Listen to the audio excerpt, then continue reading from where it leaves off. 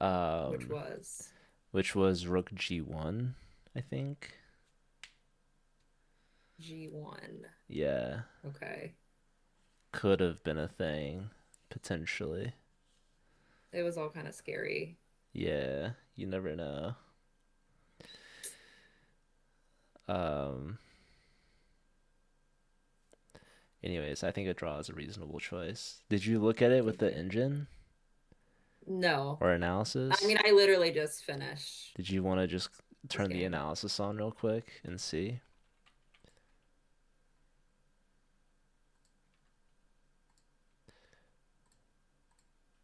Does it say the end position's a draw or if it's winning or not? Uh, am I doing this right? That's a great question. I don't know. I don't either. Do you want to try a shared Um, chat? I just did review. Oh, yes. Oh, Let's do that. Good call. at I the end. will send it to you. Oh, you'll send it to me? Yeah, because it never works when you send it to me Really? for whatever reason. Should I try again? You can. Hi, Jenny. Oh, Jesus. Okay. All right, I've requested, it says. Okay. Let's see. I hit accept and then And then nothing it happens. pops up. Yeah, it says that basically uh, I can't do that. So let me send it to you.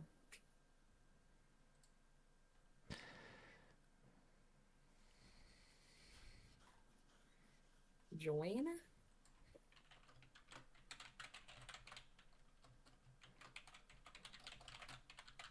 Okay. Did that work? I don't know. I'm not looking. Okay. I don't think it did yet. Oh, no, it looks like it worked. Hold on, I have to share the chat though. It did? Yeah, how'd you join? That Okay. was so There, because impressive. I didn't see like people's like or a little picture next to their names, but now I do. Problem solved. Right. Very huge. Um, I'm doing well, Jenny. How are you?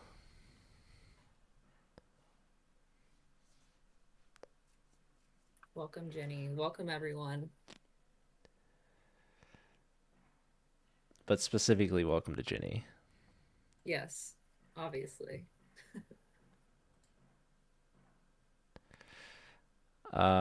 Okay. Uncle Jesse, are you ready? I'm ready. Are you ready Yeah, to I'm ready. review your chess OT? Have you looked at any of your games so far? Um, a little bit um at the tournament. There was like I had time in between games and a couple of my excellent mods were there. One of them was in the tournament and the other one was just supporting. Um, and we looked over one of them, the first game that I did, but that's it. I don't think we got all the way through it either because we didn't have enough time. But Oh, you had in real life moderators? That's crazy. yeah, Your own security. yep. Shout out to Tote.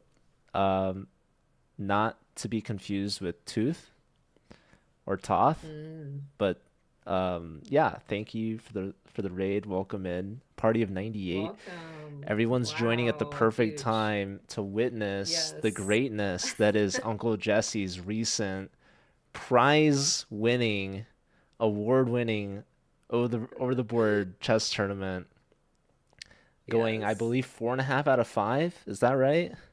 No, 3 out of 4. Oh yeah, There were 4 games. this is my bug house rating. Uh 1800. yeah, hold on. Should I switch it to my bullet rating? It should always chess.com should default to my highest rating at all times cuz you know, it Your can't. highest is bullet. Yeah. You're a sicko. I know. I'm I'm a advocate uh for bullet. You know, I don't have time for anything longer than that really. Right. Busy guy. Um yeah, I'd much rather play 10 bullet games than one blitz game because I'm putting in the reps. Yeah, that's true. Um okay, so yeah, Uncle Jesse, she did win some cash money. So we're very lucky that $57.50 to be exact. she still remembers me and is still streaming. So Yeah, very, very lucky to have her still because if she keeps up these performances, we might not see Jessie again. She might ride off into so the sunset. true. I could have retired with that check for sure, but I decided not to, Well, I know Rudy gets a percentage of it, and so does Clementine. obviously. Of So course. clearly the winnings can get divvied out amongst Yeah, the whole crew. So hopefully there's going to be more tournaments and more winnings to come. But I hope first, so, yeah. we have to look at your games. So I see you have some score sheets, so those Yes. are important. It's physical proof of the game because you didn't stream Mm-hmm. the games, Nope. unfortunately for us. But Yeah, maybe I should have. yeah, If maybe only I next would have time. known. I Hopefully had next really time. low expectations going into this tournament because I was the lowest rated by like 300 elo. Well, Um, and then there were four unrated people, but yeah, I was certainly the lowest rated by a lot. no, but you ended up crushing it. Yeah. So, okay, I guess we'll do a classroom. Okay. And just so everyone knows, there were four games, but I only played three because like there was an odd amount of people, so I got a bye on my first round. So um, yeah, I actually only played three games. We love the full point buys in first round Hmm. because Yeah, I that's got there at like 8:30 and then didn't play till 12:30. that really But goes to yeah, I was show happy with that. you really were the lowest rated player because that's what they do. Yeah. Hmm. Okay, so looking at game one, you sent these in order, I'm assuming. Yes, this one was against Russell. So Was this my first game. is No, I'm sorry. I'm sorry. My no first game was against um Kartik. Karthik. Yeah. Yep. Um. So Wait, did you invite me? not yet. I see Okay. 2, 3, and 4. I don't see round five. There was only four. There 4. wasn't five. There was four total. And I only played three. Got it. Got it. Got it. Okay. Um.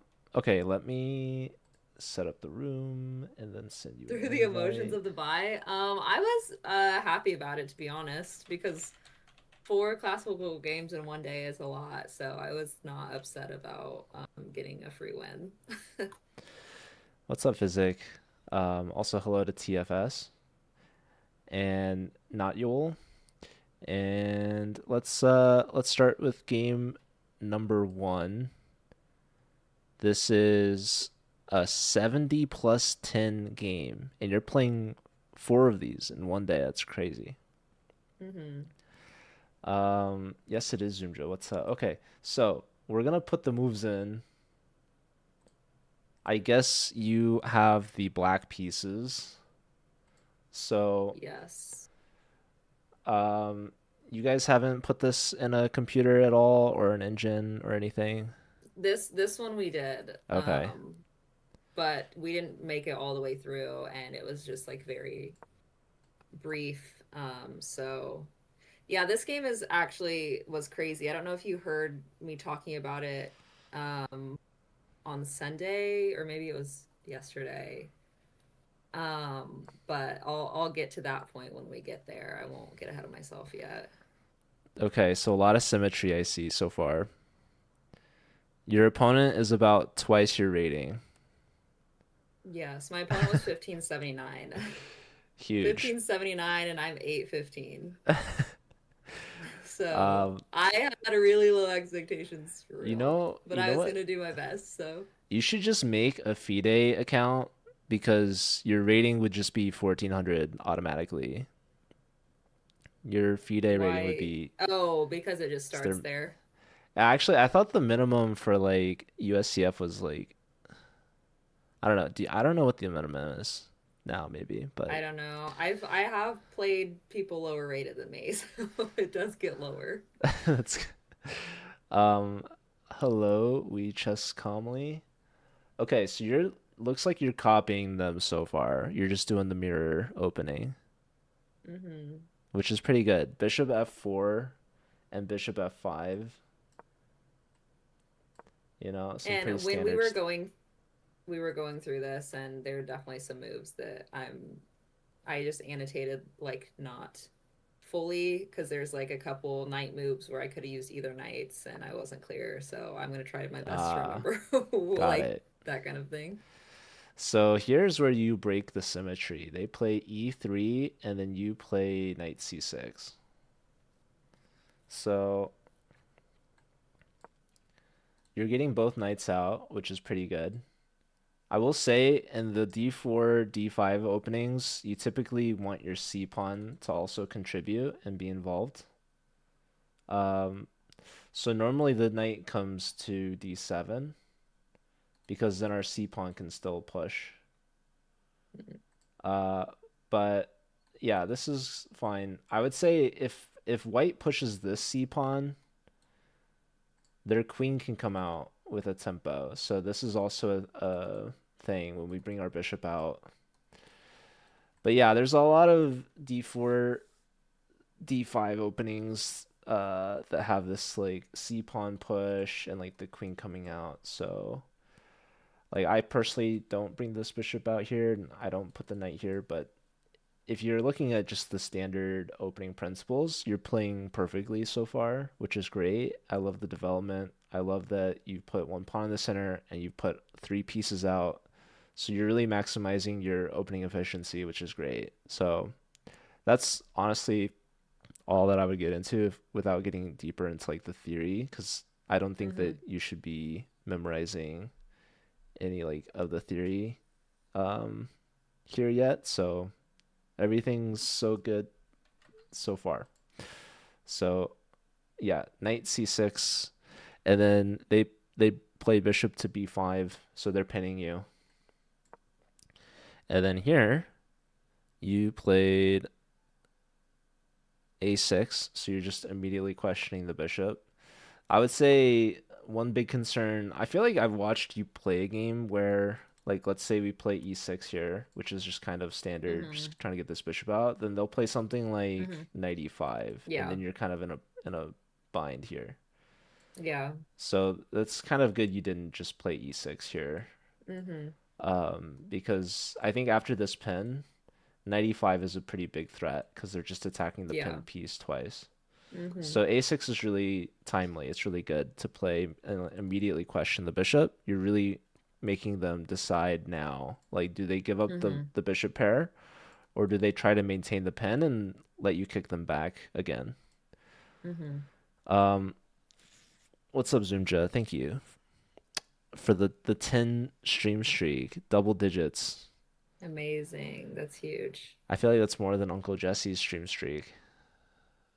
Well, yeah, because you only stream at midnight. Well, Zoomja's there. What am I supposed to do? Zoomja has no excuses. That's true. I'm Zoomja just shows up. a bad student. No, no, it's not that. It's my fault. It's the bad streaming hours for sure. Um, okay, so A6, and now they play bishop to G4. It's wait. You want to look at That might be wait. an A, A. it's It might bishop be an yeah. A4. You're right. And then you play bishop G4. So now you pin their knight. So essentially, at this point, I think you were probably considering b5, right? Hmm.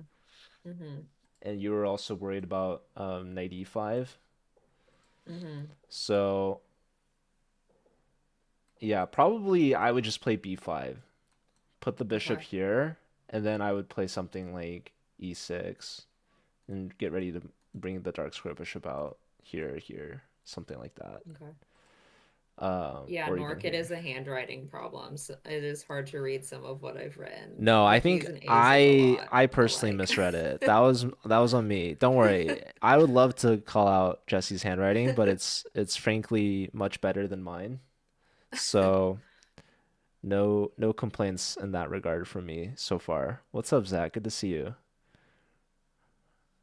Okay, so you move this bishop. I think the only downside is you move this bishop twice, right? You moved it Hmm. here already, and then Yeah. now you're moving it here.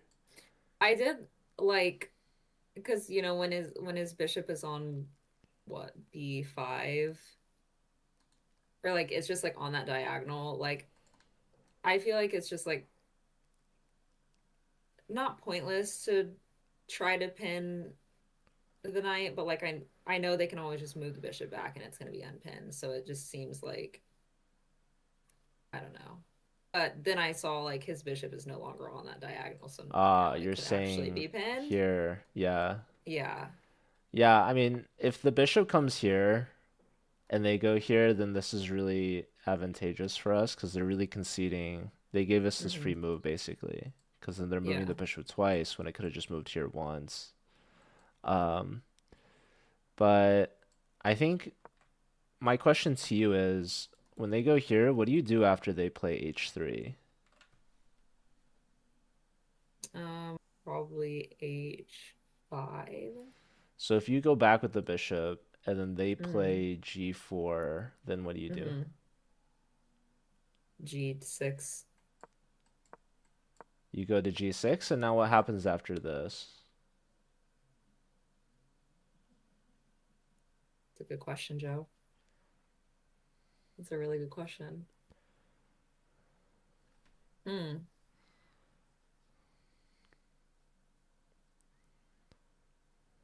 Um, yeah, I'm probably effed up.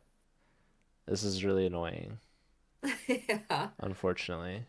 So Yeah. so essentially when we decide to pin this knight, we have to be anticipating this same Mm-hmm. question that you asked their bishop. Yeah. And we have to also anticipate if we try to keep this pin, what do we do after this? Right? Mm-hmm. So the whole point of this move is to prevent them from going here. Mm-hmm. We have to be ready to essentially give up the bishop pair and help their queen Mm-hmm. develop when we make this move. Otherwise, if we don't want to do that, then we kind of have to play b5 here. Mm-hmm. So that's another thing. Like if we brought the knight here and they pin us, it's not nearly as good because we can just push the c pawn. Mm-hmm. Um, or we could just even ignore it and just play this like e pawn push. Um, because then if they try to come in like this knight is already defending this knight, so we're not too worried. We can just bring this bishop out. If they take either which way, we just take back with our knight. If they try to Mm-hmm. attack this knight now it is a problem. Mm-hmm. Because they're threatening to take this knight, and then this knight's gonna be attacked. Yeah. But we still have the c pawn push to break things up. So now we're all good here. Uh, but okay, let's look at what happened in the game. Yeah, here I would just continue with b5 essentially. Okay. I would not be worried about this being a weakness on our queen side because we're planning on castling king side anyways. Mm-hmm. So we got to get this bishop out and then castle. Um, okay. So let's look at what they did in the game. After bishop to g4, they played knight to d2. So they're connecting their knights. Um, and then we played b5 now. Bishop to b3. So yeah, I think that they should have gone with this h3 idea. Mm-hmm. It's kind of strong. But okay. So b5, bishop to b3, and now you played e6, which is very logical. Getting ready to bring your bishop out. Then they played h3. Then you played bishop h5. This is much better than taking. So, especially now that they have the knight connected as Mm-hmm. well. So it's good to maintain this pen. And we're trying to induce them to push g4 now. And we'd be happy to come back. Um, okay. So they played c3. That's a very reasonable move. And now you played bishop to d6. So I like this move a lot. Just developing your last minor piece, uh, threatening to take their bishop. And if they take, how would you take back?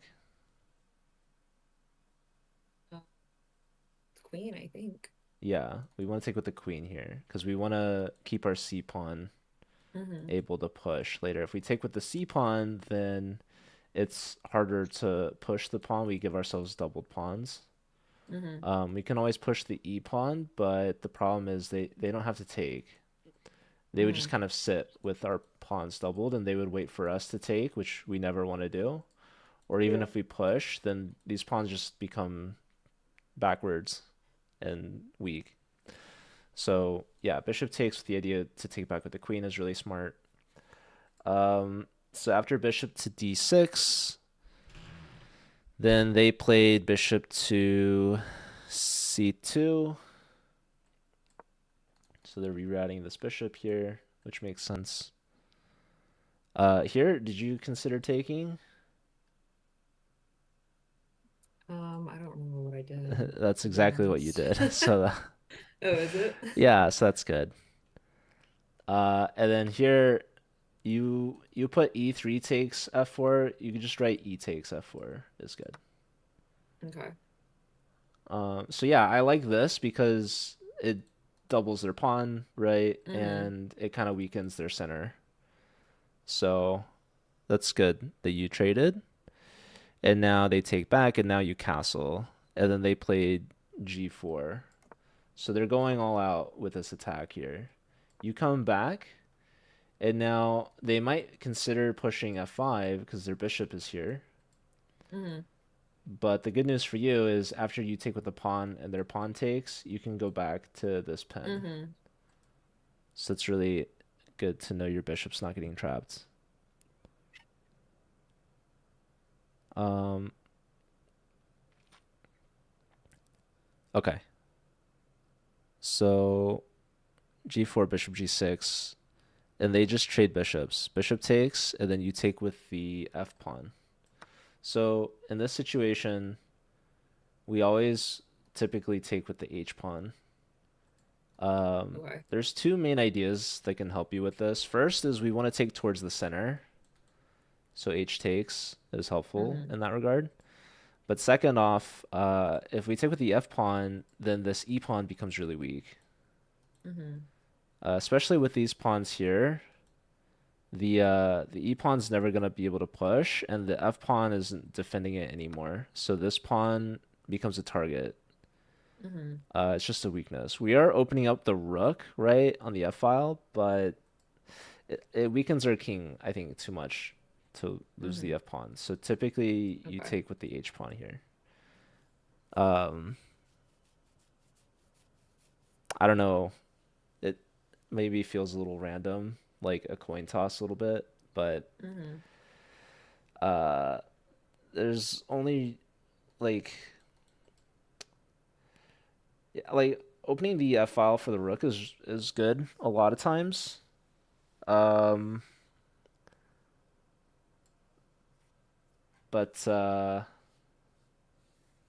yeah, in this instance, I think it's like I think the king safety is a big one. I don't know. It's confusing Mm-hmm. sometimes. It's like, well, if you take with the h pawn, you're opening the h file, maybe like Mm-hmm.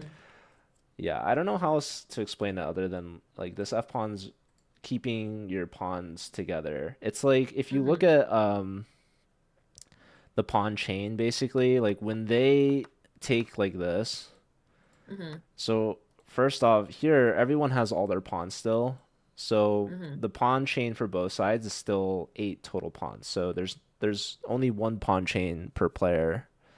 That you just have one chain, right? So when they take like this, then now they have these pawns are cut off from these pawns.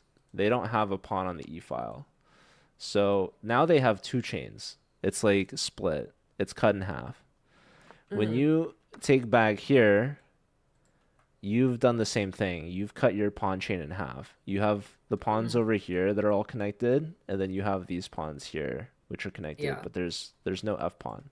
Whereas if we take here, there's no chain that's getting cut off. You still have just Hmm. one chain. Yeah. So keeping your pawns together is typically better. Yeah. But this is not that big of a deal right now. It might be an issue later. We'll see. I guess I'll find out. Also, I already know like the result, so it's a little spoiled, but obviously the point of all this is to just see if we can make any improvements. But also Sure. Yeah. maybe Uncle Jesse can give me a lesson and teach me a few things. Yeah, I don't So know about really, I'm the that, one watching the game and trying to take notes. So I think we're all just kind of curious to see how Uncle Jesse was able to win some money because that puts you yeah, in the it's kind of top. crazy. Like it's a very small percentage of chess players that have ever won money playing chess. No, I won money my last tournament too. Wow, you're back to It was back? like it was like $15. Huge. It was for the top like under 800, and I'm pretty sure it was me and one of the kids that I beat. At the time I was like 700 something and he was like 600 something and he was 6 years old and I beat You him, crushed and him, I'm pretty sure it was just me and him and I won $15. dude. So That's amazing. yeah. You told that kid I need that money. Yeah, he offered me a draw twice too, Oh my goodness. while he was down two pawns, and Classic. yeah, I had to tell him no, and Dang, you're a heartbreaker. yeah, You're what are you stealing gonna do? candy from a baby. Literally. I You bet. probably won money from a tournament. Oh, but not like Yeah. the Yeah. not from the under 800 section. That's where it's really Yeah, hard. because you were never under 800. I was provisional once, Mm. unrated, Straight from but unrated to 1800. basically, That's if you look at crazy. my USCF rating graph, but okay. That's wild. Anyways, not about me. Um, this is for only recent tournament cash winners. Hmm. So true. I haven't won money in a long time. It's been many years.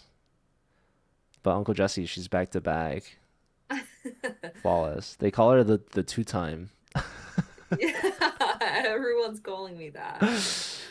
Yeah. Uh, okay, so now they play Queen C2. You played Queen to D6. I like this move a lot. You're connecting your rooks and you're just punching a hole at the weakness that they created. Probably a really good move for them is putting a knight here. Did you consider this? I think maybe they did do that. And you saw that you couldn't take back, right? Right. Because then you get forked. Yeah. So yeah, that Did they that's a do it? good move. Did they do that?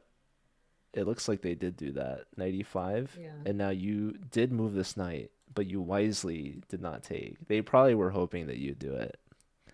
They're like, Yeah. I bet they're gonna take and then get forked. But you were like, not today. You Not played today. I didn't get forked. Well, that's not true. I didn't get forked in this game. smart.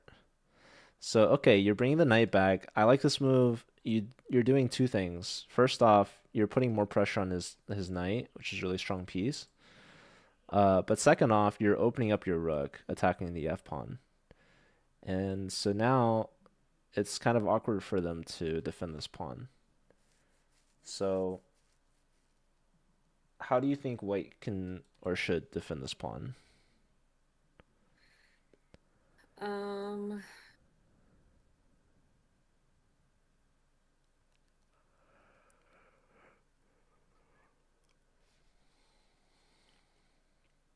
good question.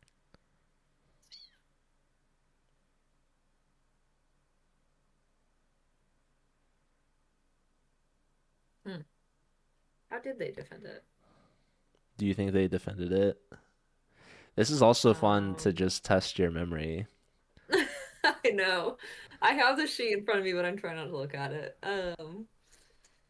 How did they do that? Because I'm sure I would have just taken it if it were free. So, okay, without even thinking about what they did or the sheet or whatever, just looking at the position, how can white defend this pawn? I mean, if they just push it, then Does that defend it? they would take I don't, I mean, they just like trade it, I guess, but, um, Does that trade or does it? uh, did they move their E4 knight to D3? Yeah, they moved their. This is on e5. They moved backwards. And yeah, that does defend the pawn. And that's exactly what they did. So your move opened up this attack and you forced their hand. They only had this one move to defend the pawn Mm-hmm. because otherwise they're losing the material. So they're a really strong knight. They had to give up here, which is good for you. Um, okay. So they played knight d3. You played rook from A to e8. So it's really good you distinguished that. Oh yeah, Um, I think that's the only one that I did distinguish. Usually you put the piece letter first, and then Yeah. Wait, what did I do? you did a rook e8, but it But should I be did rook. rook A. No, no, Oh, no. okay. You did a r e8, but it should be rook a e8. Oh, okay. But it's not a big deal. But this is a good move. I would say we're not really threatening ever to push e5. Mm-hmm. Um, but it is good to put the rook opposite the king. I think what would I consider?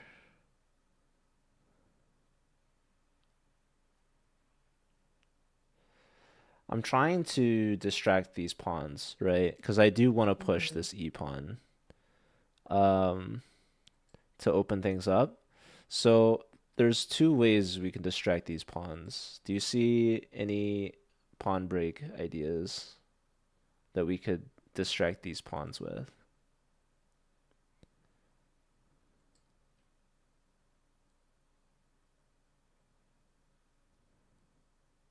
Um,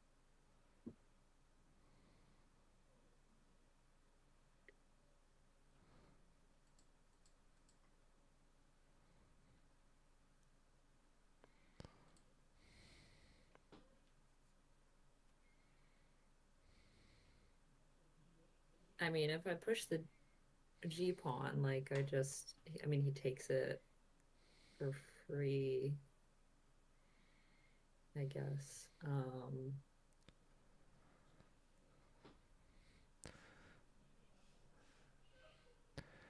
It's honestly a good idea, but is there another? I do think it's really interesting, but that does distract this pawn, right? Like let's say we just play Mm-hmm. g5 and they take, now we can play e5, right? And I think there's a lot of merit to that idea. Even if we're giving up a pawn or whatever, Mm-hmm. like let's say you played your rook a e8 move and they did something random. And now this is even stronger because if you push e5, you have some serious threats that are coming Mm-hmm. about from that. So that honestly, I don't think we should dismiss it just because we're gambiting a pawn. I think that it gives us some Mm-hmm. serious counterplay in the center if we can push this e pawn. So that is a valid response. That's one way to distract this pawn. But what about this pawn? Probably I need to move my knight, my C knight out of the way somewhere, and then I could push my C pawn. Yeah, that's exactly right as well. So that makes a lot of sense to me too. Now, if we go knight a5, maybe they go b4, and now they have this lock on the c file.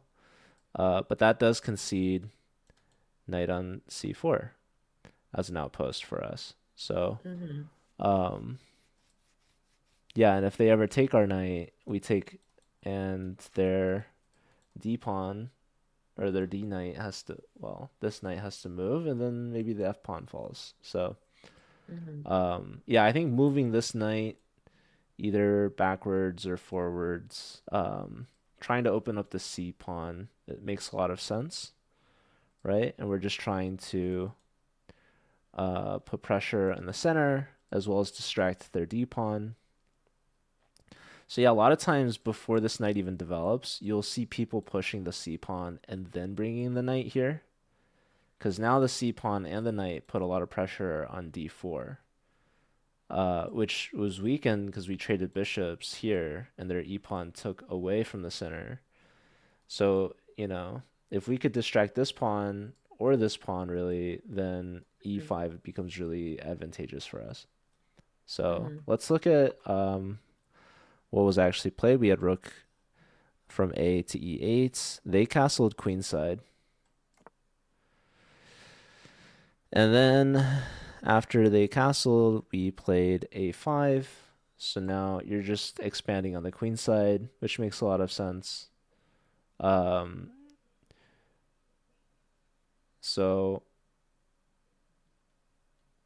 maybe these rooks one day will come back over to the queen side, but I think they do. yeah, this is a good start, right? You're just expanding, you're taking up space, and you're gonna potentially try to attack them, right, and open things up, which is really smart. Hmm. Okay, next they played knight f3. So now both of their knights are controlling e5. That's another reason why like our f pawn is really helpful is because Hmm. this is a really big outpost square. It's a hole in your position because you don't have any pawns that can control it. Yeah. So if a knight lands on e5, you're gonna have to really work around it, or you're gonna have to help their pawn structure basically. Hmm. So having an f pawn can help us kick something away. Hmm. Okay, so knight f3. You played rook to b8, so you come back. Knight e5. Yeah, you didn't distinguish which knight, so I'm gonna just assume it's this knight because if they went with this knight, then that would be a free pawn. Yes, that. So Yeah. yeah, we would say knight from f to e5. Um, and now you played b4, which makes a lot of sense, right? You're just attacking. Here they played h4, so they similarly want to just attack you. So yeah, this is really common in opposite side castles games. It's always about Hmm. like who's going to punch first, who's going to Yeah. react first. So you kind of have the jump here, which is really cool. Because if you take here, they're forced to react, right? It's not like they can ignore and try to go here because you'll take with another tempo and Hmm. your attack is just much faster than theirs. So that's really good. Um, so yeah, opposite side castles is always very fun and exciting. So it's good that you're pushing these pawns. You have the right game plan in mind. Um, okay, and now you play rook to b6. So you're getting ready to double, which is really smart.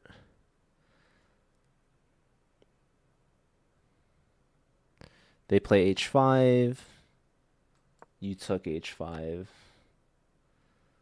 And now they played rook takes.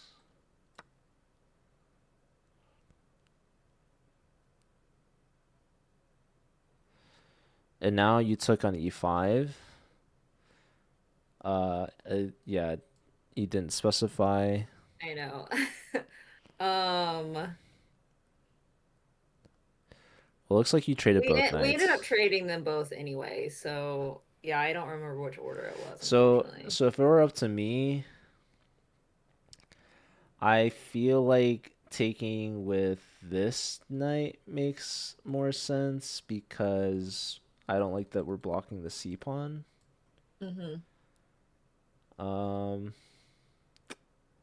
so yeah, one thing we really have to be worried about when they open this H file, what do you notice about H7? Javi says he thinks it was C6 that I took with, because he was there. But sorry, say that again. When they take with the rook here on the H file, what do you Hmm. notice? They just are probably going to double their rooks. That's one possibility. Do you notice anything else? I mean, their queen is also once they Yeah, move their knight is going to be pretty dangerous. which knight? Oh, D3 Why? because I would get checkmated. Oh, okay. All right, so let's see. Let's say takes with the C knight. Now, here they can take with four different pieces, Hmm. which is a lot actually. You're giving them a lot of opportunities here. Yeah.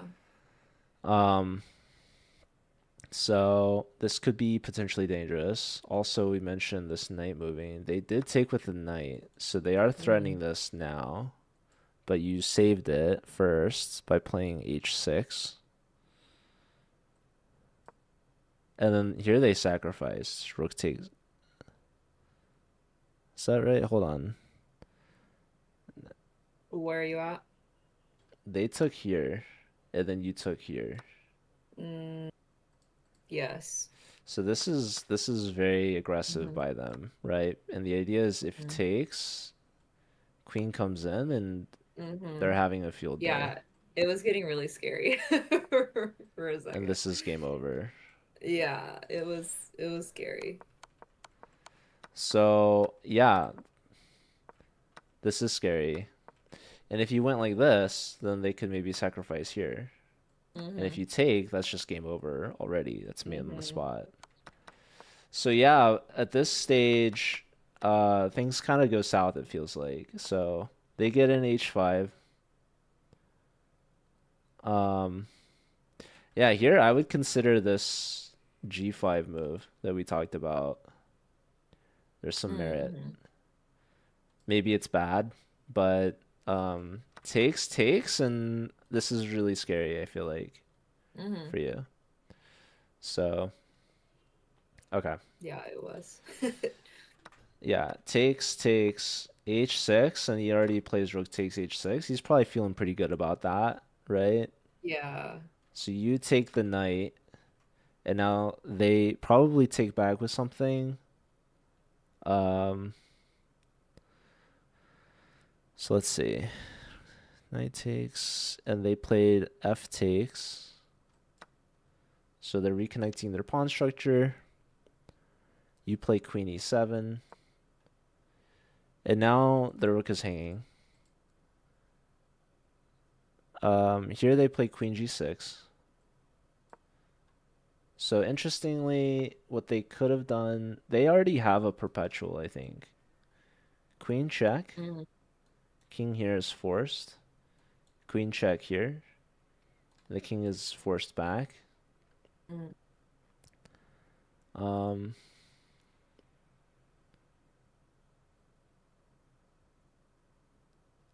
yeah, they must have misplayed this. I feel like queen check, king here, queen check, king back. Basically, they get queen g6 for free, and it's still their turn, right? They played queen g6 immediately, and they give you a turn. So they really misplayed this. Does that make sense? Do you see what I'm Hmm. saying? So they played Like how queen. they go Yeah, ahead. they could have had this same position and have it still be their turn. They could have essentially had two free moves. Um, if they had played queen h7 check, because now Hmm. they play queen g6. your only legal move is to go back to g8, and now it's white's Yeah. turn. So they gave you a free tempo, basically. They gave me a lot for free. So I should have lost probably. yeah, they can just double rooks here now, and you're just toast, basically. Yeah. So in this position, it looks like it's kind of a forced mate for them.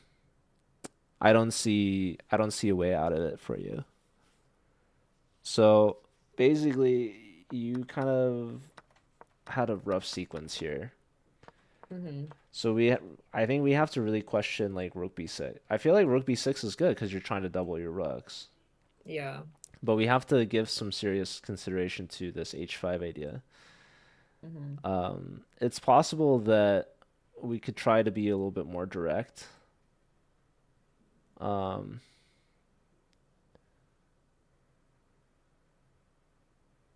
but yeah, like maybe taking this pawn.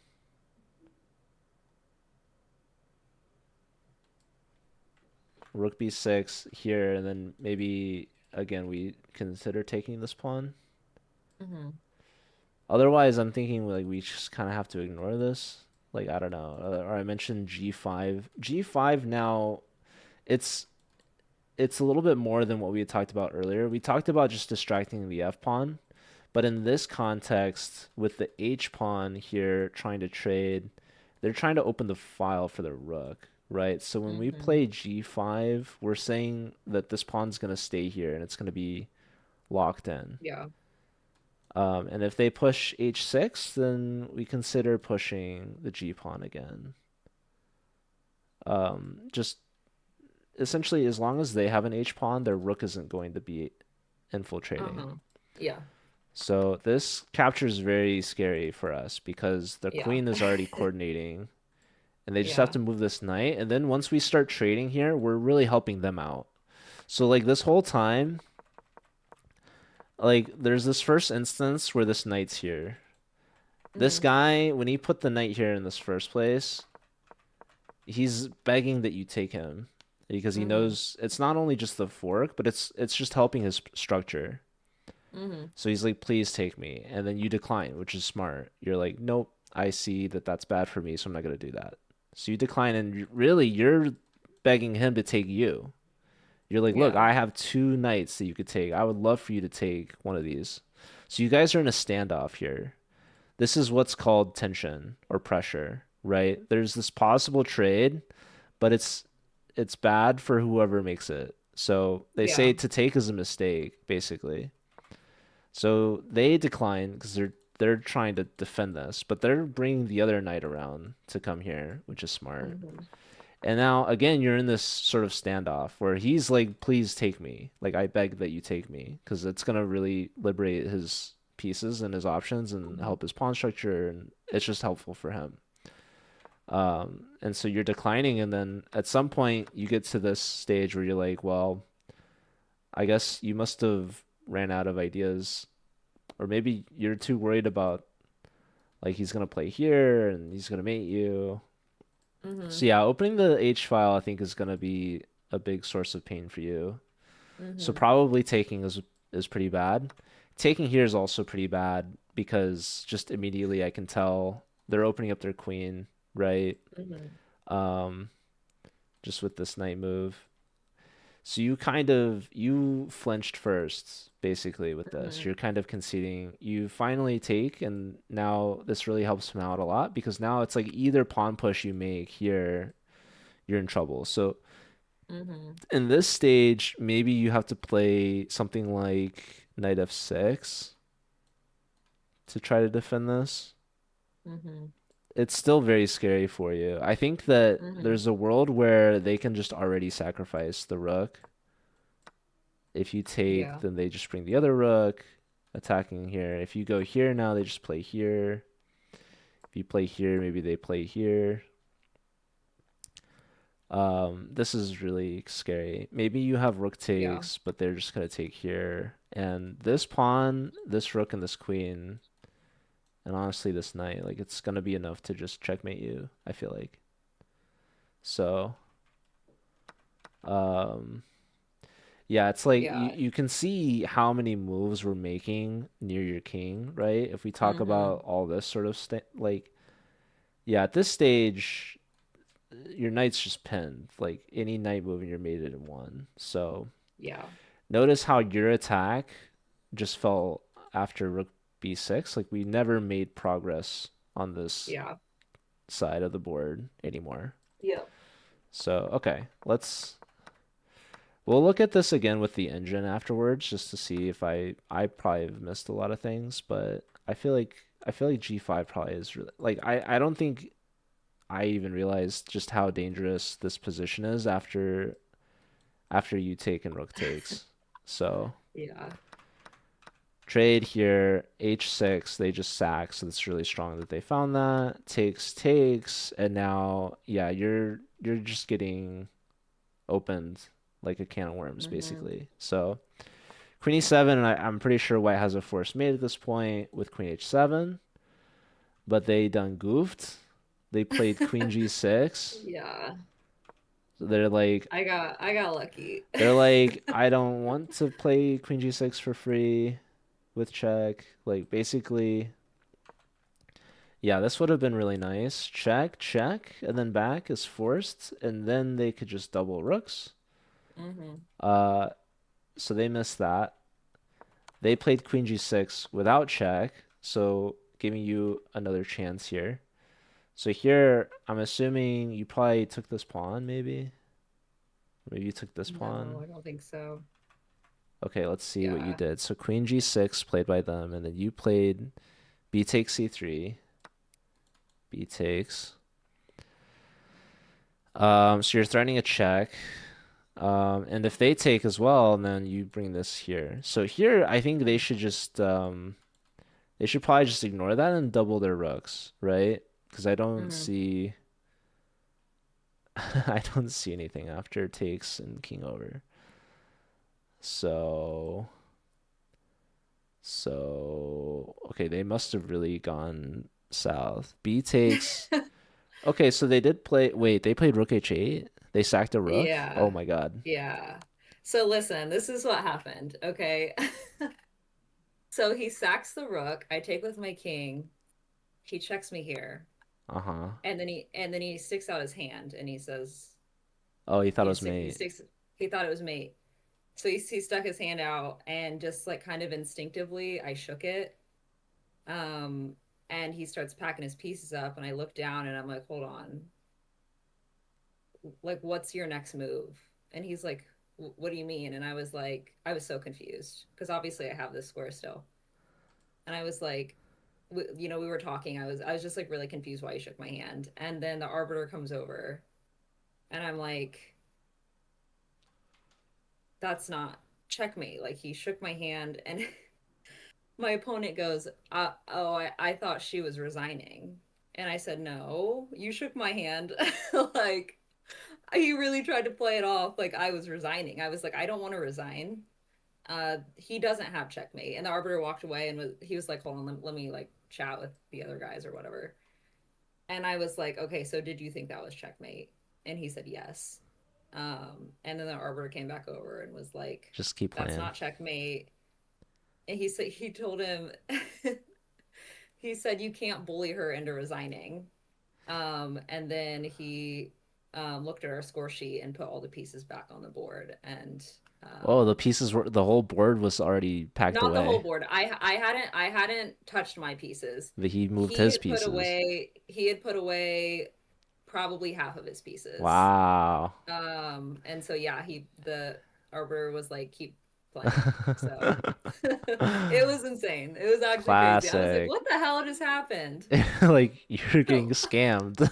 Yeah, literally. I was like, did this guy like I'm just curious, like I'll never know, but I'm like, did he truly think he had mate, or did he realize that he sacked his piece and fucked up and then was like, Well, let me how old just was see he? it.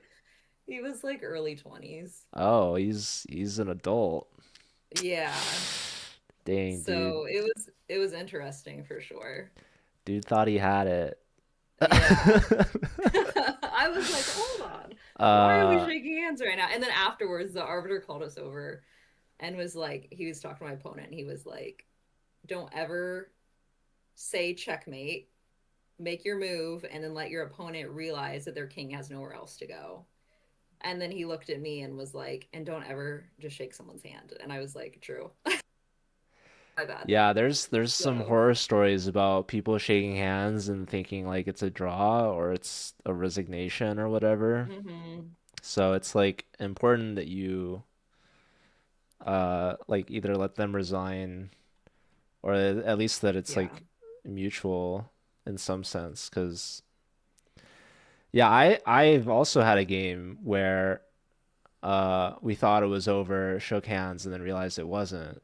So like that happens, Yeah. not just to It was a beginners it was or a learning lesson for sure for a but moment. yeah, what I learned is that just because the hands are shaked and like even if the score sheet is signed, like it doesn't even matter.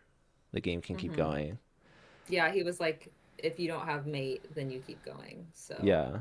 Yeah, as long as you didn't resign, which you didn't. So, yeah. um, yes. So, okay, he sacked his rook, and you were like probably really confused.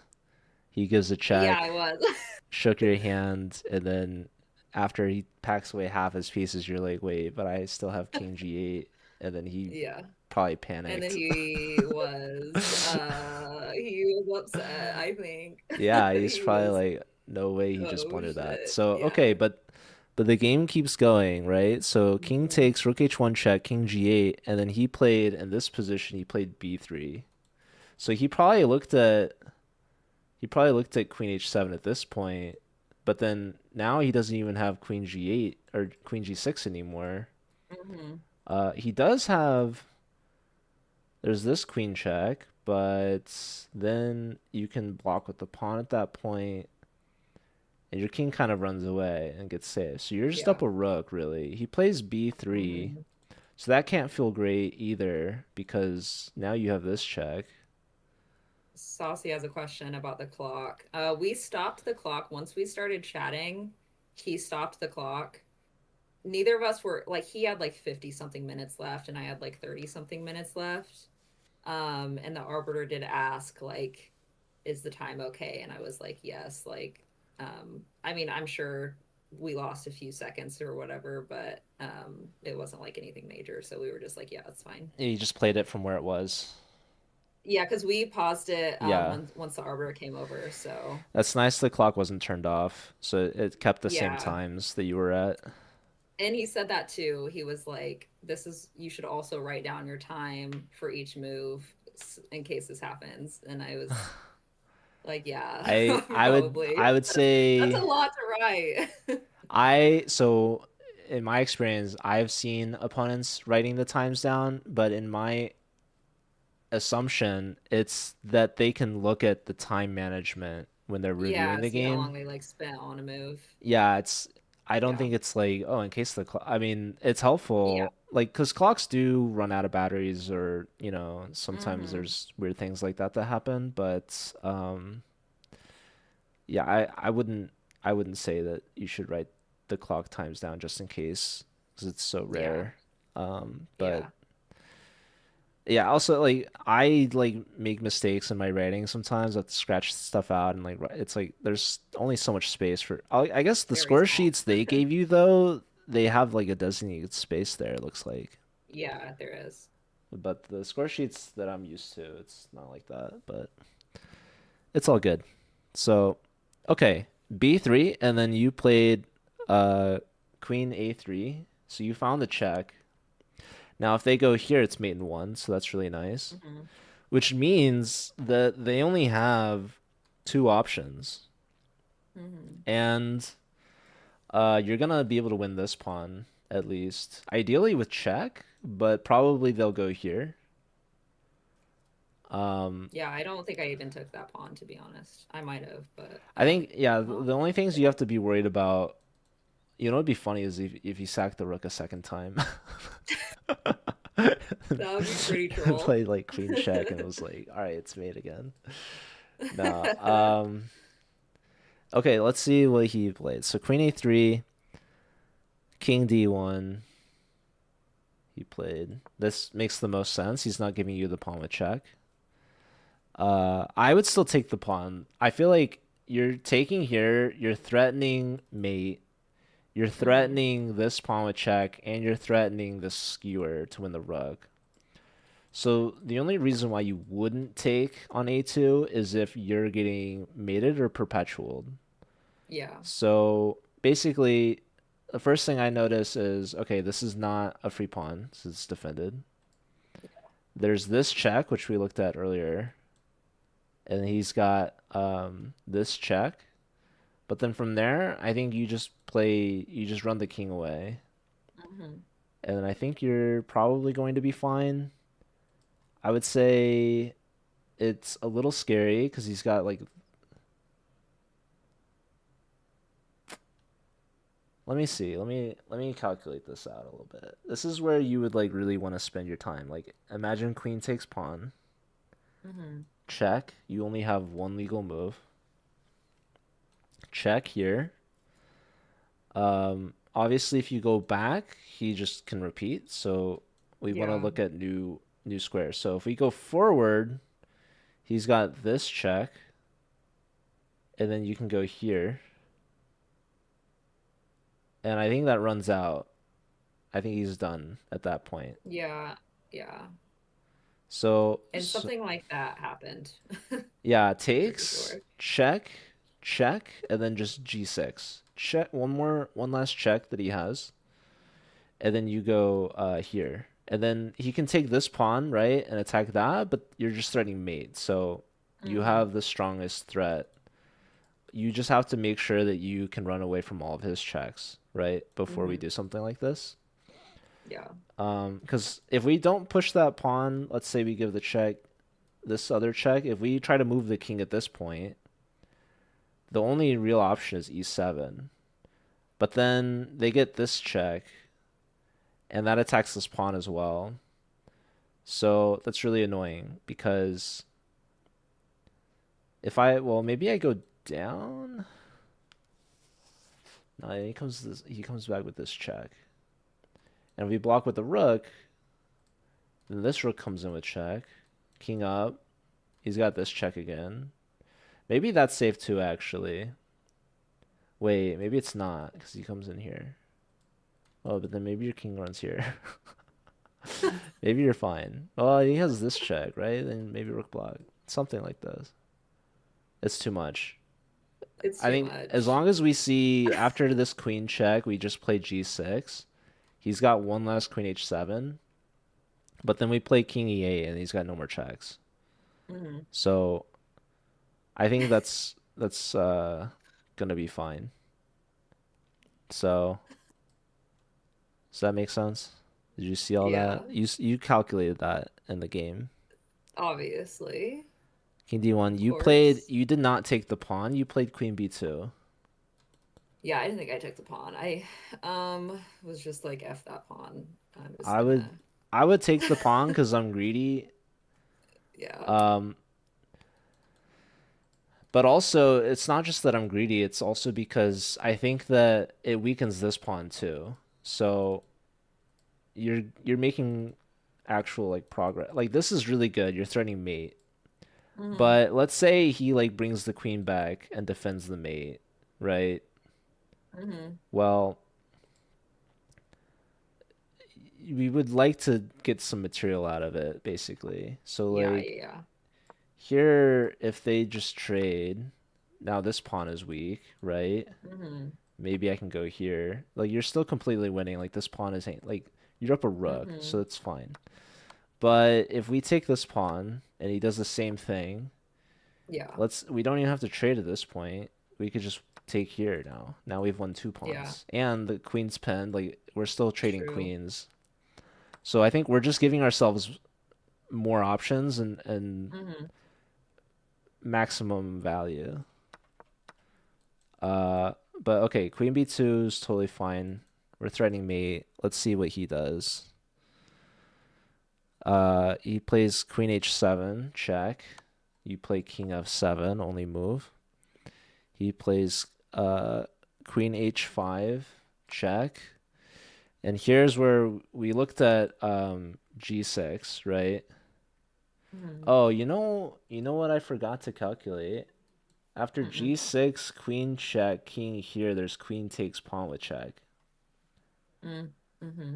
Uh, but then we just play like king d8, queen check, we run here and then there's no more checks there. So, okay. I still think g6 is good, but I did forget about queen takes g6 check. But I think you just get queen d8 and you're chilling. They still have Yeah, another check, but then you get king c8 and then you're actually chilling.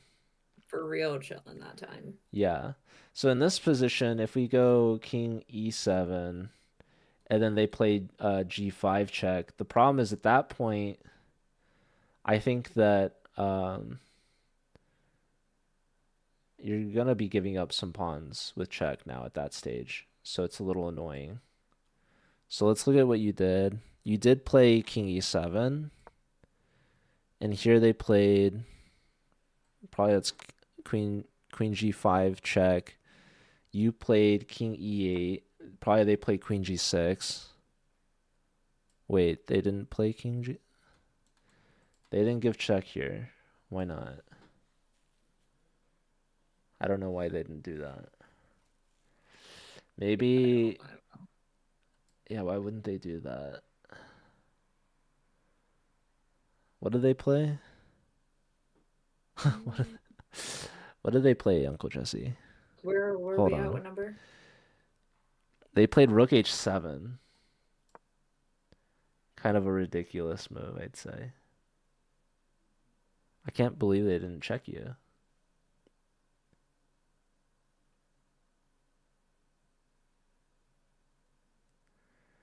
Maybe they were worried that you would run away. Like, check?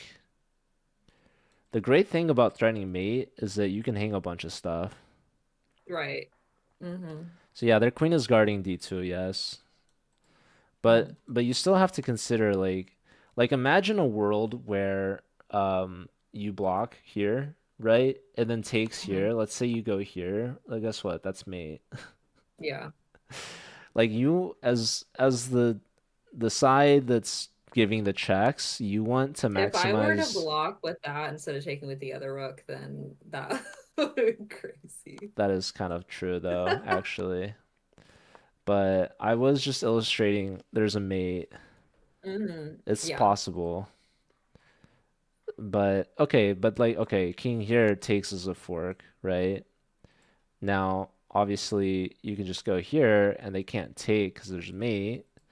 Mm-hmm. But you could like mess this up somehow, right?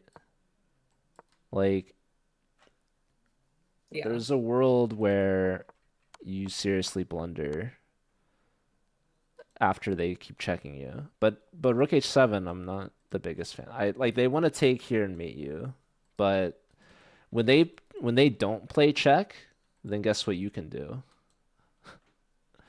See, I didn't do that. You And can we play looked at check. that afterwards. I didn't play that. Oh, No. this would have been game I over. know. It would have been huge. I know.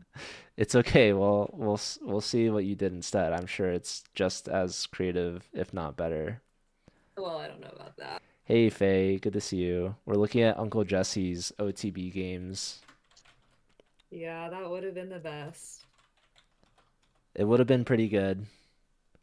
Let's see what you did after Rook H7. Here you played Queen takes A2. No. No, No. I did D2. take Queen takes D2. Wait, where are we at? What number? This is move 35. So you played Queen D2. You didn't Oh, take anything. I don't know why I put the X. Me neither. You haven't put any of the checks. Usually a check Oh you put a yeah, the little plus, plus. but that's Yeah, I didn't okay. do that at all. So you're Imagine I took the forcing the pawn. I mean, you could have. I could have, yeah. It'd probably be pretty bad, but who's counting? Who knows? Yo, last scene playing Roblox. Let's go. Okay, so you just force the queens off. Queen Yeah. takes, and then yeah, you just put D2, but it's C takes D2. Oh, wait. Oops. King takes D2. So true. Probably you took on F2 with Yeah, check. I did. They played King E8, which I don't understand that at all. They absolutely gave up at the end. Um, like I didn't finish writing out, but I think I can remember what So happened, probably now but you took on A2, yeah, now I took and you're threatening just this mate, basically. So let's see. Did they take on G7? I think so. So King E8, Rook takes A2, I guess. Sorry, you can't read it. Where am I? Where are we? I don't know. It's probably A2, but I'm on Where move 39 now. They just take on G7. You played Rook takes G7. B3, and then they probably checked you, or they gave up. I don't know. It doesn't matter at this stage, right? The game's over. So Yeah, I think I wrote something down wrong because this is not what the board looked this is not the like. position. No. So, okay, what was it? All somehow his king, this was that was like gone. His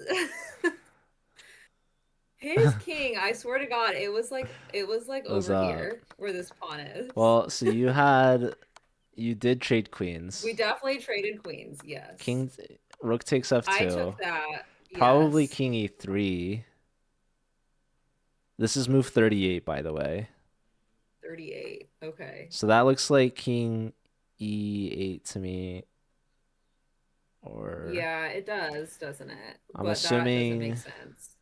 And He then definitely went down. He like definitely this move on 38, it looks like Rook takes D2 maybe, but I'm two. thinking it's A2 Yeah, because I don't I know what think so. else. Yeah, that sounds this looks more accurate. Okay, and then there was the Rook takes G7, Rook takes Uh-huh. B3, King F4, and here you played Rook F2, check. There has to be King G5. And then here you made a rook move and then you stopped Yeah, annotating. okay. So I don't know. This G pawn Well, I think wasn't there I don't know. because It looks like it's there. I don't know what I wrote down incorrectly, but I checked here. This pretend that's not there. You would have No, made he it didn't even then. go there. He didn't even go there. He went over here and just gave me his rook for free. And then Well, he like moved up and then I mated him right there. this G pawn has to be here though. It's like he didn't ever move. Well, because they did this. Yeah. Oh, you know what? Maybe when.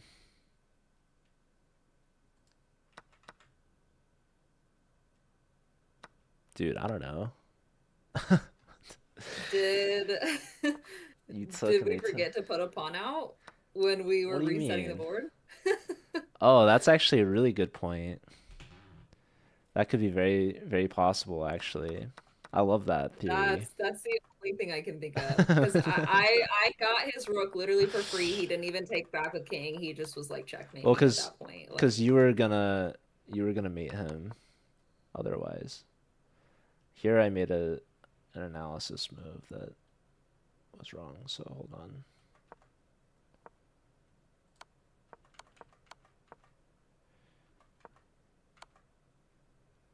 This needs to get promoted.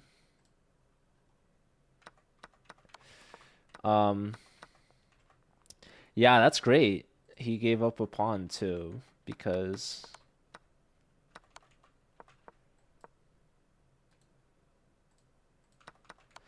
so basically if this pawn didn't exist, and you gave this check, the problem that he can't defend his rook because you just mate him.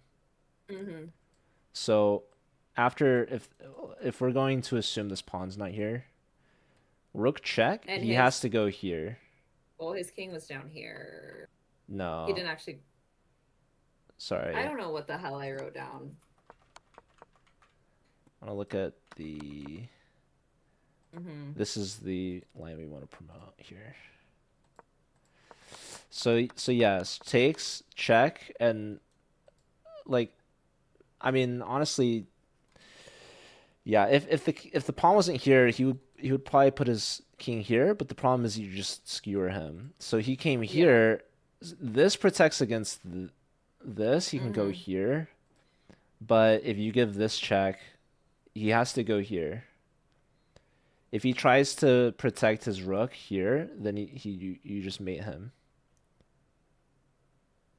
Yeah. So it would make sense that he goes here and just gives you the rook for free. Because if he goes here or here, you just mate him in one. Mm-hmm. Yeah, So he gave me the rook for free for sure.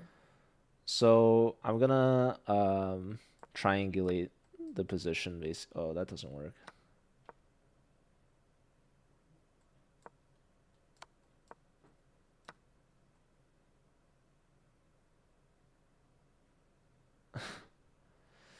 Yeah, there's like a problem with this would have been the position basically. Yeah. But you Yeah, that's definitely what it was. And then I just made it on yeah, H2. beautiful. So yeah, he threw Yeah. away a rook and threw away the game Yeah. and a pawn. And this But guy the arbiter went over both of game. our score sheets to like reset his pieces. So yeah, I Well, don't know. you guys didn't play the With game from the start though, the starting move, did you? He was just looking at it. no, we didn't like restart anything. Like when he was setting the position back up, he didn't start from the starting position. He was just putting the pieces out from what he saw. Um, I don't know how far back he went when he was looking when he was setting stuff up. I think you guys just forgot about the G pawn. That's like the only logical solution. But okay, I think we should look at it with the computer. Um, but yeah, really fun story. First game. Yeah, This guy, very interesting. if he had like a pawn here, like the sacrifice is pretty thematic. But the problem is Yeah. his queen is important. Like usually it's the queen will come in with a mate, but the problem is he doesn't have this square covered, Mm-hmm. Yeah. right? So and he doesn't have this square covered. The queen's covering this square now. Like if there was a knight here or a pawn here, both or Mm-hmm. like a bishop on this diagonal controlling this, then this rook sacrifice makes a lot of sense. He jumped the gun. He should have played just rook Yeah. h1 and double because then his queen covers and his rook would cover the back rank too. Mm-hmm. But he just I think had a brain lapse at this stage. Yeah. Anyhow, okay, I'm gonna turn on the eval and the lines. I'm gonna go back from the start here. And we're gonna look at where we could have maybe had a couple improvements. So yeah, e6. I think knight b d7 is a really common idea. Even pushing the c pawn now makes sense. So you go here, you kind of block yourself in, and this pen becomes annoying, right? They're threatening this. Mm-hmm. So yeah, interestingly, the computer's saying e6 is a move, and then knight here, and then you play a6, which, I mean, I don't know. I'm not the biggest fan of that, to be honest. But yeah, bringing the bishop back to d7 now makes sense, but it's kind of a sad thing to do. Yeah. Even bring the knight back as well, just keeping this knight out. Mm-hmm. So yeah, knight here is kind of giving white a strong move here with this Yeah. pen. So, okay, I like this. It says they should just take, and then they have c4. So it's, I guess, annoying, but yeah, no, I like this. Yeah, b5 here is kind of a really important move. Um, Otherwise, here and now, it likes c4 immediately. Yeah, the whole idea is they're gonna open the c file and they're gonna just put a ton of pressure on you. And this queen opens up, but okay. They connect knights. Now you play b5, which is great. Here we have e6. We go back. c3 is fine. Bishop here is good. Takes is good. Maybe queen d6 immediately while this knight's still pinned. Because then you're really inducing this sort of Mm-hmm. pawn push. But okay, castles, they break the pin, trade. Yeah, here, you know what's funny? The computer likes f takes best. Really? Yeah. So yeah, I would do h takes, but that's okay. This is beyond my understanding at this point. What's up, Kristamir? What's up, Nifa? Good to see you. Yeah, I guess it's because the f pawn's weak. So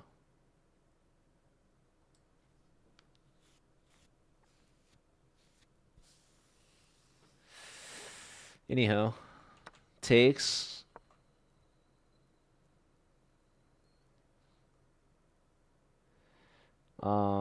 Yeah, I like knight d7 here. Because, yeah, we were saying after knight here and knight d7, there's only one move that saves this pawn, right? Knight Mm-hmm. d3.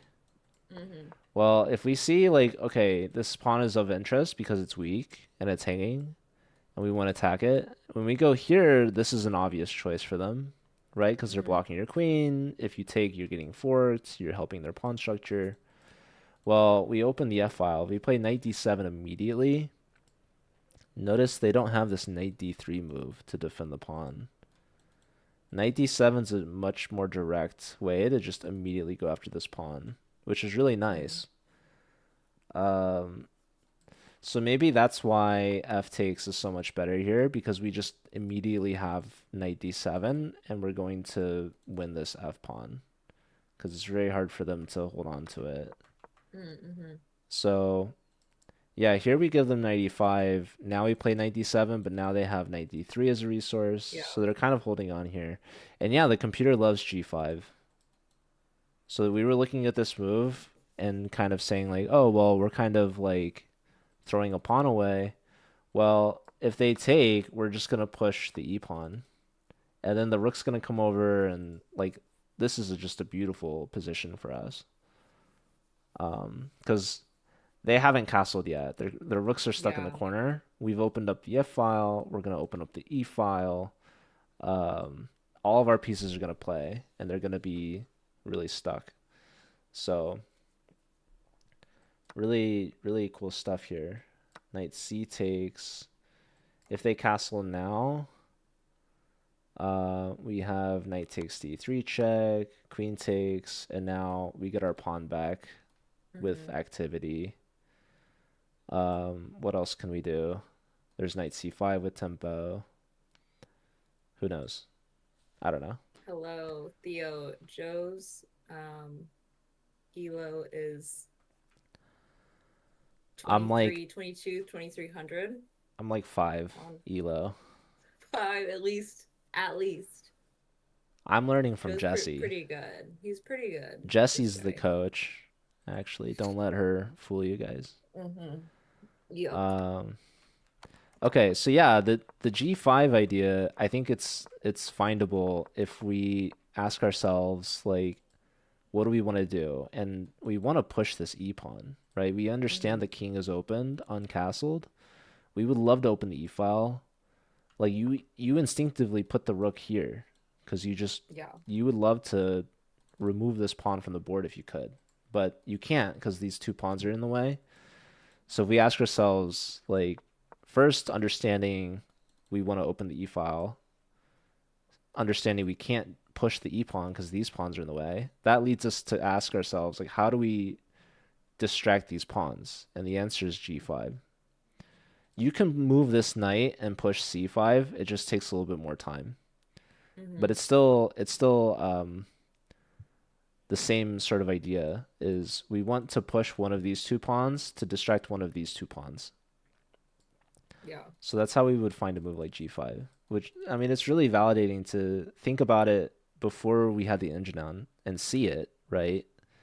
And now with the engine on saying it's the best move. It's like it's really cool to be able to put your thoughts into moves and Mm-hmm. see the eval agreeing right with your idea essentially. Mm-hmm. Um, okay, so we bring the rook over, they castle, and still really likes g5 here.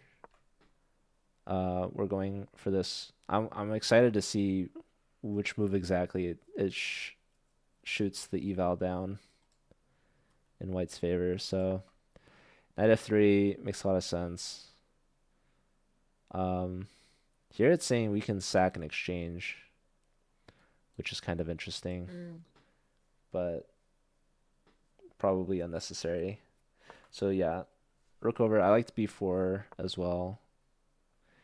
Here it's saying you should take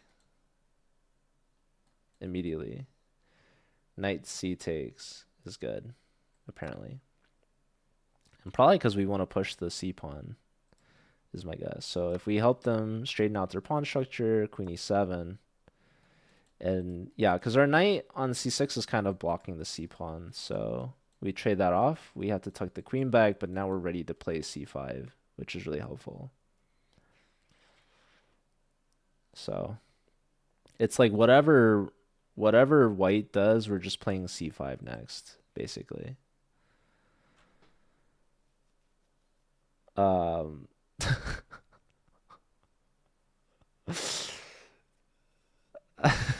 okay. um, let's look at what happened. We push, they push, we lift, they push. So taking is good. Rook takes, and now here, yeah, taking here is good. Or yeah, knight f6 we had mentioned it hits the rook and defends the pawn. It likes g6 immediately now. Um, yeah, it takes, and now Oh it's a little yeah, I didn't scary. like that. Knight takes. It's saying we should take and just let the queen come in. It's a little scary.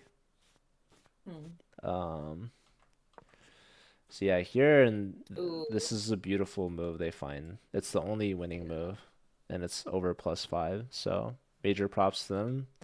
I guess the G Yes. pen is just pinned, right? Because they come in like this. So here you find a way out. So it takes they missed queen h7, so that was really helpful for us. Um,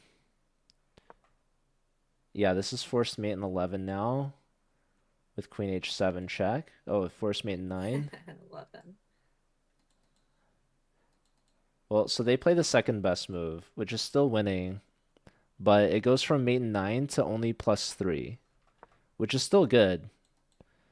But yeah, here you should try to trade queens. Queen e8 is kind of a resource, but still not over yet because you get checked still. So let's see, takes here, and now yeah, if they just double rooks, it's gonna be mate. Or if they just check you again, it's gonna be mate basically. Hmm. Um, because yeah, they just need a double rook. So they messed up. Now you're completely winning. Um, so that's really good news, obviously. Check here and here. Yeah, just taking is gonna be good. Queen b2 is second best, but they're both just completely winning. Same sort of idea, basically. So now they check you. You run. They check you again.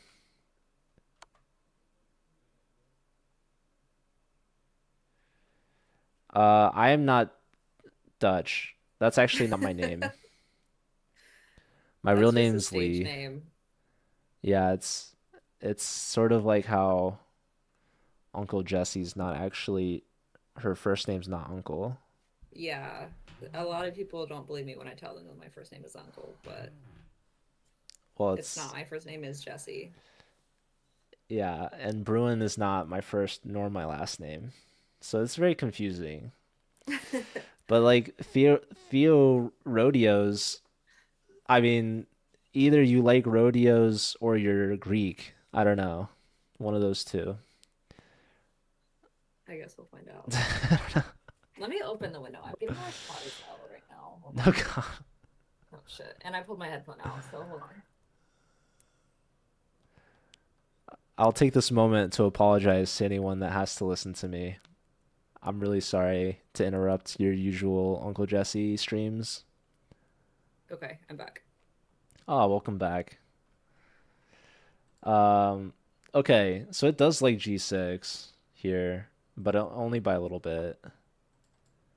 Here, Queen check.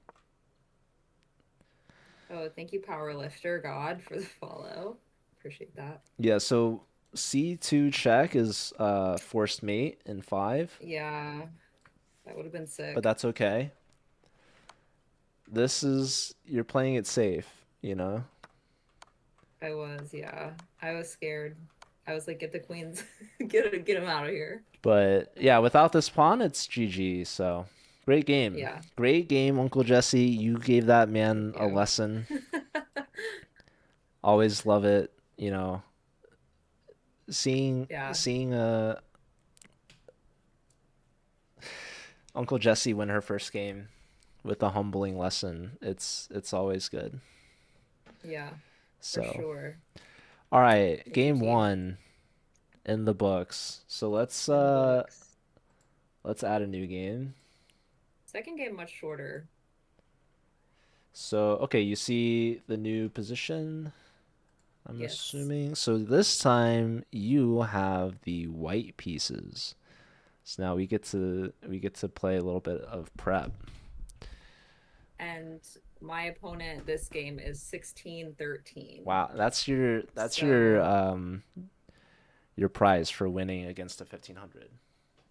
yeah, I get someone even tougher. Exactly. They're like, okay, she's clearly too good. And Send her our best. when I sat down to play this guy, he said, "Are you the 800 that's destroying people?" I was just Yes. like, "No." I was like, "No." First game I didn't even play. Second game I got lucky with a blunder. Um, but then I beat him and See, sorry, I didn't mean to spoil it. no, your reputation precedes you. I mean, word spreads fast in the chess world, right? I mean, In that tiny room that had yeah, like they're like, 12 people in guys, it. watch out. This girl's no joke. Yeah, I wasn't a child, that's true. I can also see your pen maybe was running out of ink, so you had to get it started.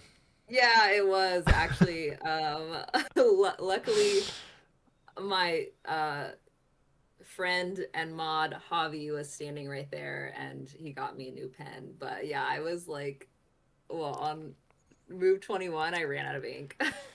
Shout out to the mods. Yeah. Move 21. That was pretty close to the end there. So Yeah. good thing good thing you had a mod in person to back you up with a spare pen. Yeah. So real of him. So okay, now Jesse's finally got the white pieces. She gets to show off her prep work here. We have e4 and d5 immediately. And she's seen this before. She knows exactly And what this to is do. Joe's favorite. She takes on d5 like an absolute pro. They play knight f6, and Uncle Jesse plays knight f3. And we have knight takes, You play bishop c4, just attacking the knight, and they play c6. You play h3, and they play g6, looking for a fianchetto, it seems. Here you castle. They play bishop g7. Very logical. Here you play knight c3. You're offering a trade. They castle now. And now you play rook e1. Just very solid development moves here. Probably we want to push this pawn at some point. Hmm. So they play bishop to f6, which I don't really understand that move at all. Did I write it down correctly? Where are we at? This is move 8. I mean, I'm assuming it's right. Bishop F5. F5. My apologies. No, it does look like a That six. I makes much see more what you're sense. saying. That makes much more sense. Now you play d4. That's the move that I wanted. That was good. Now they take on c3. You take back. Um, Now they play c5. Here, probably bishop b3, or maybe bishop to g5. Let's see Yeah, he what. went to G5, I believe. Wow, bishop g5. Look at that. She's threatening, just hitting everything. It's beautiful stuff. Knight c6, and now, dude, this 1600 was like, I'm sure they were so nervous and scared, just shaking in their boots the whole time. Yeah. So you played d5, and this is just, I feel like there's a lot going on here, right? Like Yeah. we see they push this pawn. This does a lot of things. First off, this bishop's here. Hmm. Queen and pawn, pressure on this point, but also this clears the way for the knight. So they have one, two, three attacking here. We have one, two, three, so looks pretty good. I was mentioning bishop here or here, right? And this is where it's like chess can be really subjective. There's no one right way to play unless you're Hmm. like on a tactic or whatever. But for the most part, there's no tactic. It's just development and positioning. And here we can choose to be defensive or we can choose to be on the offense. And Hmm. so here we go aggressive. We're developing with a tempo, right? We're saying, who cares if you take here? I'm going to take here and mess up everything. Hmm. So they just develop. This is a multi-purpose move. This is a great move. It's Hmm. developing a piece. It's putting more pressure on d4, and it's defending e7. So what's going on here is this is now the fourth attacker on d4. Now the bishop could have been our fourth defender, but we're just sticking with the three here, which means if we don't defend this, they're going to be able to do something about it. So again, we have a choice to be defensive or be offensive. And here we decide we're going to go all in. D5. We're saying this knight is attacking our pawn and defending their pawn. Well, let's push the pawn and remove this defender. Hmm. Well, when we do that, we're going to give up this fork, basically. Hmm. But the good news is this bishop is very valuable. And if they take this pawn, well, we're going to take this knight. We're going to win a piece. Well, okay, we're going to lose a rook, but, well, we're going to be able to take back the bishop. We're going to win two minor pieces for one rook. That's going to be really good for us. Not only that, this bishop is such an important defender of the king. If we're going to still have our dark square bishop left and they trade away their dark square bishop, that's going to be huge for us. Usually we try Hmm. to just double the queen and trade off bishop for bishop. But if we get this bishop for a rook or whatever, and our bishop's still around, like their king is going to be super weak. So d5 is a very strong move here. This is Uncle Jesse teaching a 1600 plus how to play chess the right way. So yeah, this guy he says, "Ooh la la, I'm gonna win a rook." But this is, as you can see, I gotta turn this eval off. We gotta look at this with our own eyes first. So Jesse's gonna take the knight. She's very aware that two pieces are better than a rook. So yes, she takes. They trade queens. Queen takes, and now probably you want to take with the a file rook. Hmm. I think that's what I did. I probably didn't say that, but I No, did. I think it looks like a, is that an E? E rook takes? Or Sorry, you where are we at? move 14. 14. B rook B, takes well, D1. That's not a I think it's the A neither of rook. them are on B. So they play bishop Okay. takes. We'll just do it like this because they Yeah, take I'm on pretty sure E1, that's what happened. you take back. Now they take on C6, but now you're gonna win this E pawn, right? Um, Hmm. you played rook takes. I feel like bishop takes is kind of a fork, but maybe they pin True. you and but okay, no. I really like bishop takes better. Um but actually okay, they're all great. Probably rook takes is best because then we're going to put the bishop here and we're going to come after this pawn. I think bishop takes is really strong though because if they play rook here for example, this bishop move is also a clearance. We're clearing the way for knight g5 with a tempo. Hmm. So I think this could be very strong for us. Now, downside is maybe they go here, and I don't think we're in time to take because then they have rook takes here, intermezzo. Kind of annoying, but rook takes is very strong. You're threatening just bishop here, basically. This is just a beautiful position for you. This guy, he thought he was cooking, but now he's getting cooked. But no, yeah, I mean this. I think at this stage, rook takes is probably the more principled, more solid move. Rook on the seventh, kind of a no-brainer. Um, it's really pretty if they play rook here, trying to trade. Well, first off, we have rook takes pawn, but second off, we even have rook takes rook.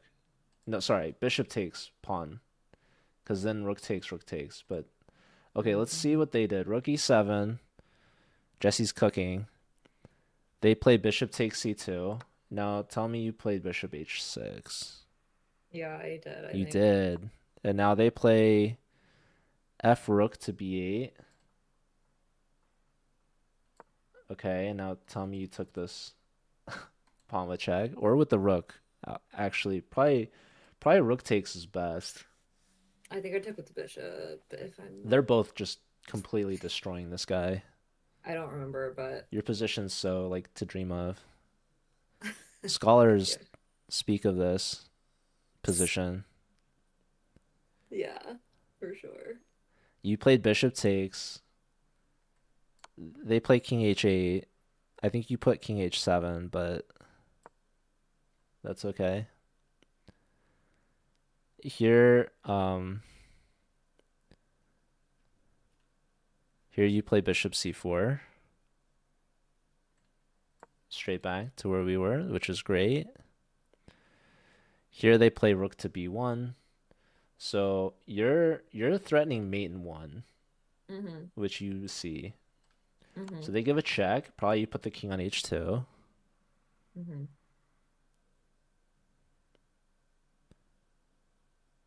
It says I think G. It doesn't matter. I skipped, was it this game or the other game? I skipped a move and I had to like catch back up. I just like completely skipped a move. I don't know what happened somewhere. So Um, here, it doesn't matter. So here. you can just take the rook, but there's an even stronger, more pain-inducing move, which I believe I went to knight to let's see, g5. rook g8, you did take, so you Oh, just did I? took, king takes. And then I did it after, I think. Probably probably rook check is really good here, but see, bishop takes, king takes. Here you played knight g5. This is also just a brilliant, like, class A level move. So probably their forced rook b8 here, which they did play. Now you play rook g7 check. They really have to go to h8, otherwise they're begging for trouble. King h1, and then you play knight e7. That's a smothered mate. Well, it's not. No, this is like hang this up in the museum. Yeah, I felt pretty good after this one. I never felt like I was in like serious trouble. Like obviously in the first game I was like, "Oh shit, like this is getting really dicey." But this one I didn't ever really feel like that, which was nice. What's funny is I was mentioning that they have to go to h1 or sorry h8 so that they don't really get into like the discovery, but this just walks into main one with a smother. Yeah. It's really nice. Um, yeah, this is like a principled player, like someone that knows what they're doing. This is like Thank you. this is like you're the professor and you're teaching a student. Did you get that feeling for this game? Um wouldn't say I ever felt like I was a pro, but I was surprised how short this game was considering he's double my rating. You I wiped was this definitely guy surprised. away. You mopped him off the floor. I mean, okay, so here the killer move that I would say, like if you want this guy to like resign as fast as possible, I would play something like bishop f4. I feel like it's just kind of devastating. Um, Bishop f4. yeah. Basically, you're threatening with this bishop here and the rook here and the bishop here. Um, the bishop clearance here is because you want the rook to control g7 because you want to just checkmate him. You're threatening mate in one. So with the bishop here, if you get a second bishop on this diagonal, it's mate. So bishop here is just mate. He Hmm. goes rook here because it's the only way to protect this mate. But the problem is it's not going to stop you from getting on this diagonal. You just have to change your angle. Like you can go here to Hmm. here. You can go here to here, here to here, something like that. Um, I wouldn't go here because maybe he goes here. It's kind of annoying. That stops you from going here too. But bishop here, and it's like, what's this guy have? You know, he can't Oh, go okay. here Now it's because working. you just have. What Okay. happened? The board was like behind Oh, and sorry. um no, it's fine now, but it was like not making sense anything you were saying, but now it does. Good night, Theo. Thanks for being here. Um, okay. Sorry about the board. I No, would you're good. say like we want to reroute the bishop to get on this diagonal. Like Right. Okay. this move is Instead just of to, taking. yeah, your bishop's really strong. I mean, you're winning regardless, right? Hmm. Like either way, you're just completely winning. What's also funny is knight here threatens mate in one, too. There's a lot of ways to win, and you chose one Yeah. of the many ways to win. So this is really nice, and this is just KO. This is like, no, this is like the Jesse Immortal. Okay, let's Yeah, look at the probably my best over the board game, I'd say. um. Yeah, if this guy's 1600, like you should be at least 1700. Imagine I gain like 900 elo. She got a smothered mate. Oh, dude, cinema. Is that considered a smothered mate? Yeah, Okay, cool.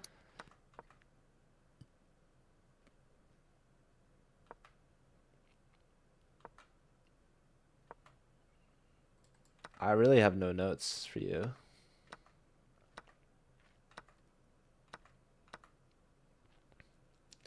Yeah, rook takes definitely the move. I don't. Bishop takes rook here. Um, if we do something like this, I think bishop e6 is really annoying because yes, we're attacking it 3 times, but the main point is that it disconnects our rook's defense of the Mm-hmm. bishop. Yeah. So um, rook takes is much stronger because we're still going to be able to attack the rook, and our rook is just on the perfect square that it needs to be. So here they really need to play king g7, which will prevent you from coming in. Um, but okay, let's look at the last couple of moves here. Yeah, both rook takes and bishop takes are just completely crushing. It's forced mate at this point. Rook takes is a little stronger because you're threatening mate in one with that actually, which is really nice. But yeah, you're threatening the discoveries. Mm-hmm. Mm-hmm. Mm-hmm. Bishop check, king over. This is still True. completely crushing. Here just yeah, bringing the knight in Yeah. is really powerful because you're just threatening mate. Um, but oh, this is also really cool. Yeah, bishop check is still force mate. You could still do this because Mm-hmm. rook takes, we check, Yeah. and he has to block, and that's mate. Wow, there's so many Yeah, different yeah. I opportunities. was gonna say like if we go here and he goes here, like you could pin the knight or the rook, but we just give check and it's mate. So knowing that he can't even go here means that we can actually just go straight here immediately. But no, this is just completely crushing. Beautiful stuff. I mean, look at that. They're like Thank you. chess masters that wish they could finish a game like this. All right. Well, thank you. I appreciate it. And he at the end of this game, no handshake, Oh no helping me clean no. up my board. He Oh just got up no. and walked away. Yeah, didn't help me clean up or anything. Dang. Just he How was old was not this there. guy? He was in his 30s. Oh no. Dude. I asked because before we started, I asked him how long he'd been playing, and he said, since I was a child, almost 30 years. Luckily, he didn't ask me how long I'd been playing, because that, I don't know, might have Dude. made it worse, but Uncle Jesse humbling one man at a time. yeah. She's not gonna stop until the whole state and perhaps even the whole world gets humbled. No, the next game, I was humbled. Oh, but So well, this was actually a kid this time, yep, my loss was to a 10-year-old. He was the highest rated in my and section. hopefully the best behaved. No. He didn't help me clean up either. Oh no. He did shake my hand, but then he just got up and walked away. Okay, So, well, improvement from the 30 plus year old. So, yeah. um, okay, let's do a new game. Um, yeah, we gotta teach some etiquette, you know? So, Yeah. The first guy did help me clean up do at you feel least. like So, Queen's Gambit? Do you feel like Beth Harmon? no, I Do you feel don't. like the stereotypes in the show are you're like, wow, this is real.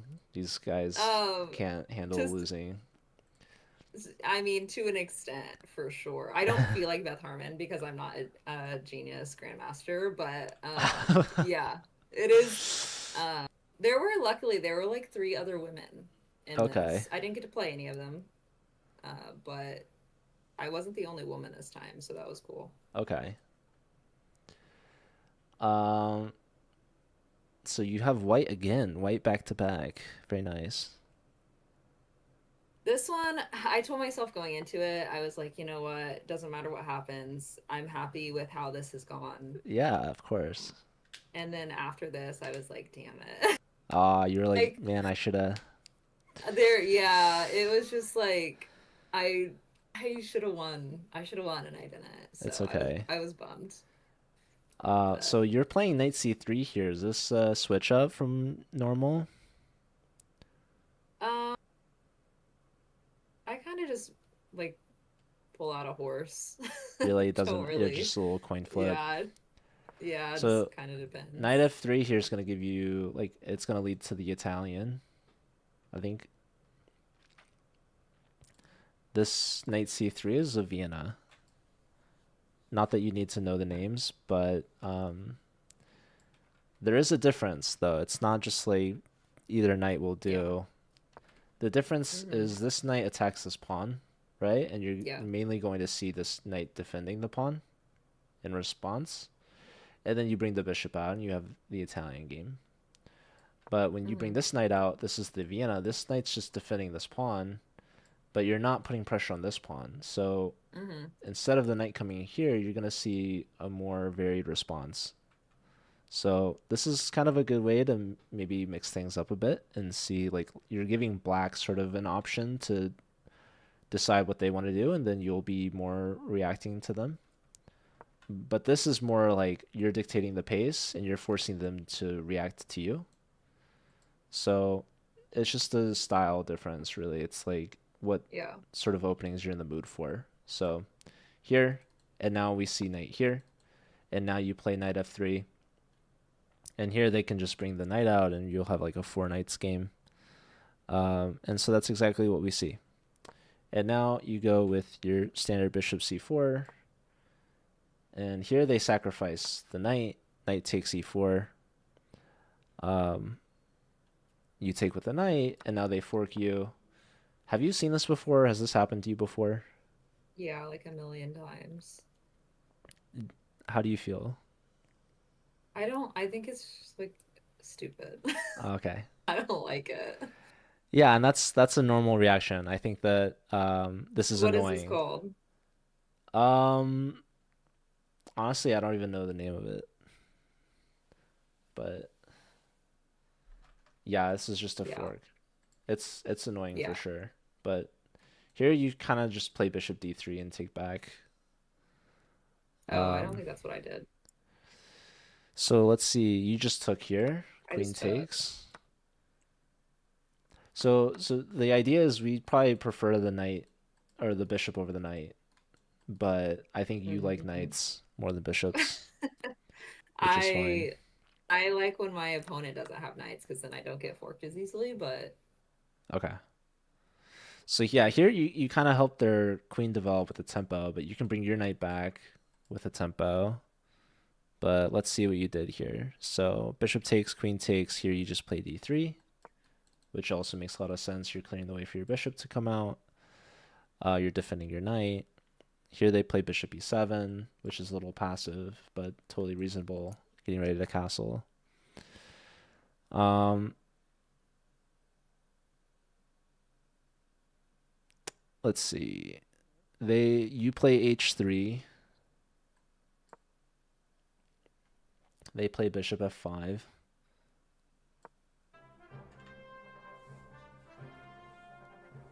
oh my goodness, huge raid. Lonely Winter, huge rate of 96. Thank you so Wow. much. Welcome. Welcome, welcome. Shout out to Lonely. Hello, everyone. Welcome in. We're reviewing Uncle Jessie's over the board tournament. She had a magnificent result. She just beat someone, essentially twice her rating. And then she followed that up with beating someone also basically over twice their rating. So Uncle Jesse's taking scalps. She's making a name for herself. Her opponent even knew before the game started that she was destroying everyone in her path, and he was no exception. And she's been humbling players ever since. Oh my God. Grabarino, welcome. Yeah, she is underrated. She's probably gonna double her rating now. So make sure to give her a follow now while she's still thanking followers because at some point she's gonna get so many that she won't Okay. have enough time Oh my to God. thank everyone. I Um, can't so yeah, thank you guys with for the you. follows. Welcome in. Yeah, welcome everyone. Yeah, Jesse, she might not be streaming for much longer. She'll be traveling the That's not world. true. She'll be Literally not trying true. to qualify for the candidates, Yeah. and she'll be your next world champion. Mm-hmm. Just give her a few months. Just a few. Yeah, just a few months for sure. um, but yeah, awesome to see. This is her last game of the tournament, round four. All played in the same day, by the way. This is 70 minutes with 10-second increment. Thank you for the positive vibes, Christamir. Um, yeah, they might do that. Uncle Jesse, They just might. she's been getting I mean, when was the last time Hikaru won prize money from a tournament? Was it over When the was the last weekend? time you won $57.50? Probably Who's never. to say? So, Uncle Jesse, she made her way onto some sort of leaderboard. If you look at the all-time like money won, probably most chess players are like in the negative. Uncle Jesse, this isn't even the first time she's won money, Still in the by the way. negative, but Oh, not as much. she had to clarify that. Okay, well, back to back though tournaments, you've won money, so that's huge. Yeah, that's true. Okay, so H3, Bishop F5. You play Knight to C3.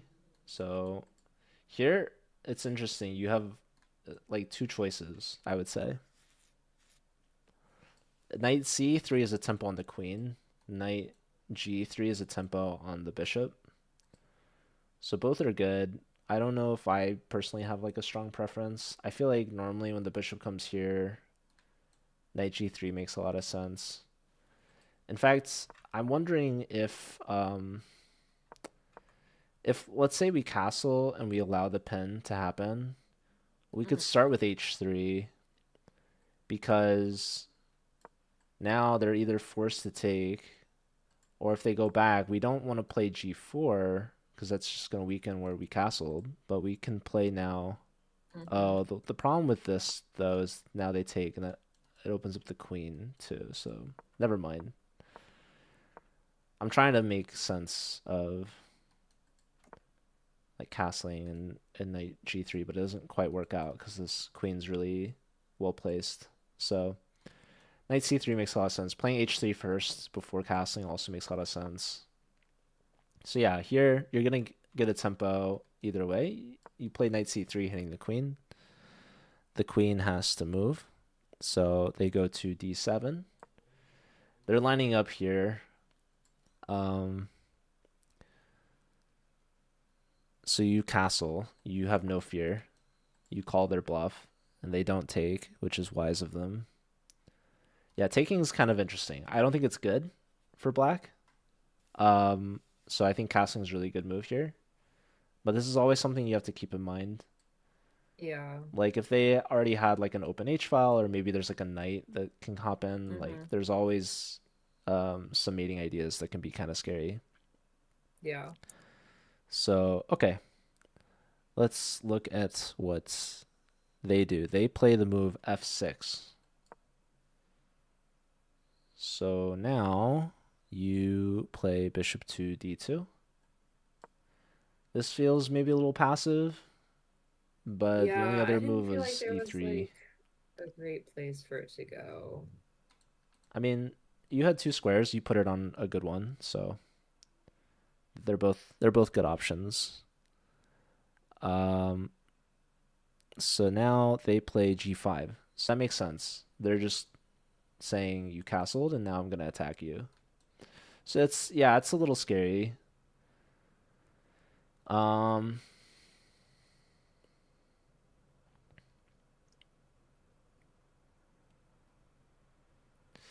Yeah, I don't know. Maybe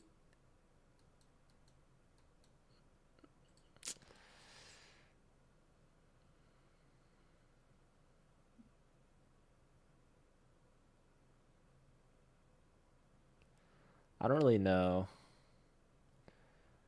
what else I would do. I feel like these are the three candidate moves for me in this position. Still trying to just focus on the center, develop. Um, but yeah, it's like this and this kind of seem a little scary. Mm-hmm. So yeah. Yeah, I feel like bishop on e3 is just a little bit more active and it maybe helps us push for like d4, Mm-hmm. but I don't know. D4 maybe they like castle long, but yeah, this is an aggressive move for sure. So they're kind of neglecting their castling, but they're going aggressive and trying to attack you. Um, and I think like the best way to try to counteract that is by um, just keeping control over the center and trying to get to the weakened king. So another thing I notice about this is maybe this diagonal is a little weak, but Mm-hmm. they always have bishop back, which is annoying. Mm-hmm. Um,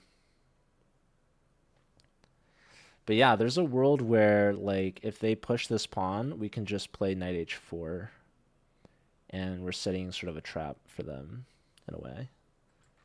But okay, let's look at what you actually did. Whoa, it's g5. So here, okay, we play knight h2. So we're Yeah. just kind of keeping an eye on this. I think it's a little passive, but okay. Knight h2. Here they play h5. Here we play knight e4. Um, and now they play g4. You take. They take. Now you play knight g3, and now they castle queenside. Yeah, this is a little scary because now our knight has no moves. Mm-hmm. Yeah. Um, so I would consider moving this rook maybe to make space. Um, Knight takes. Okay, I think you might have. Oh, then you took on g4. Here's where I think you forgot a move. Yeah, it was somewhere around here. You meant queen takes, and then queen takes g4, queen takes, Where are knight we at? takes. This Yeah. is move like 17, basically. But okay, I see you traded queens and you won a pawn, which is great, right? Like you have to feel Mm-hmm. much more relieved now, I'd say. Yeah. Yeah, I was. Yeah, like here they probably should just play here. Oh, they're pinned. That's Yeah. funny. I wanted them to save the queen. No, this was really smart by you actually. Takes, takes, and takes. Yeah. Yeah, so queenside castles I think was a mistake by them. But it's like it's a very natural move that's connecting the rooks, right? Um, Smooth pigs, thanks for the follow. Um, yeah, no, you did really well here to trade. You simplified and you won material, but most importantly, you got the queens off the board because he's pinned. So Mm-hmm. he's probably upset about that. Um, He like the whole time was just like drawing like on his score sheet. nice. And he was moving so fast. Um, it was like he just like didn't give an F, So here he but plays he did it. So e4. Yeah, he was ready. He was just playing. He was just playing. All right, e4. You put the bishop somewhere. That Oh, all I wrote was B. Yeah. I do believe it Oh, was you probably bishop realized C3. you Yeah, I realized realized that that I fucked up. yeah, you were missing a square, so you Yep. got it. Now they play f5, which kind of hangs the rook. Yeah. And you took the rook. Oh my god. Rook takes, and now you save your knight. Yeah. Oh my god. What did you stopped annotating? Um, well, it ended very quickly after this. What did they do? Where are we at? The last Was that move, all I wrote? 93, and it's like it looks like. They went to they went knight D4. But what did you write there? It's something too. E2. Oh my god, you just blundered this mate. That's Yes, incredible. Joe, I blundered that mate. I was Oh, like you literally probably were trying to save this. Well, in my head, listen, in my head, I was like, okay, he can check me on E2, and that's fine. I just move. oh. But I can't fucking move. There's a rook there. Did you at least Um, did you at least play G3 and blunder this no, mate instead? I didn't. I played C3 No. and just blundered that mate. Yeah. Brutal. Yeah. Handshakes. Tough. GG. Yeah. Yeah, so this is your second queen side, like opposite side castles game where you open this H file, and Yeah. it's yeah, these are very aggressive games, and you have to worry about Mm-hmm. this file opening up. So Yeah. honestly, at this stage, this is a very serious threat, and Mm-hmm. I frankly don't have like a strong answer for you because I was just saying like these are kind of the three moves that come to my mind about how Mm-hmm. to deal with this. So it's not easy for sure. So I'm curious to see what the computer thinks about this position. So, um, but yeah, what you did trading queens and winning a pawn was like fantastic. Yeah. I just completely missed that. That happens. So yeah, here. So notice if we play the just straight up the Italian game first and foremost, it's a very different position here because like here we have these sort of tricks or whatever, but we could just play d3. And then they don't have this sort of sacrifice anymore. What's up, Brent? Good to see you.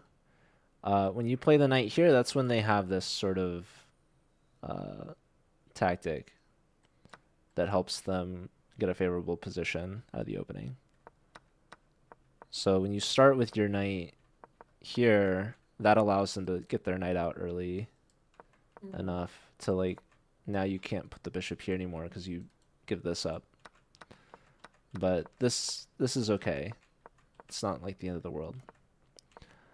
Uh, but yeah, it's a very aggressive position for Mm-hmm. black for sure. So here it's saying there's 94. It's saying 92. It's saying rook b1. So none of the moves that I recommended. So That's well, okay. okay, no, 94 was one of them, but yeah, it's not obvious. Like it definitely likes black a bit. Here and just yeah, h5. It's just kind of all coming a little fast. So here we need to consider h4. And like in both the games, whenever they look for this trade, we have to just consider closing it, right? Mm-hmm.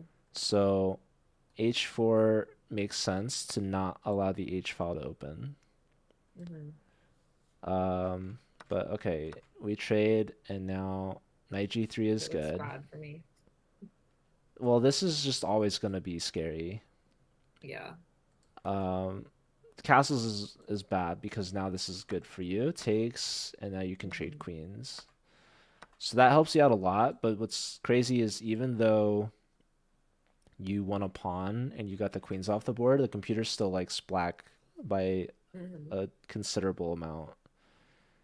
Um, just because like these pieces are so Yeah. dominant on the king side. Um, okay, so yeah, here it's kind of funny. It likes to move knight e3 immediately, but okay, let's say we take, they take, now knight e3. Yeah, here we just have to guard, Yeah. just rook e1, and Yeah. life's pretty Literally that would good. have just saved it. Saved it all. It's okay. Yeah, we have to. I mean, you saw the check, which is good, right? We just have to like follow through with like, okay, well, let's move Yeah. the king, and then realize that we can't. So, Yeah.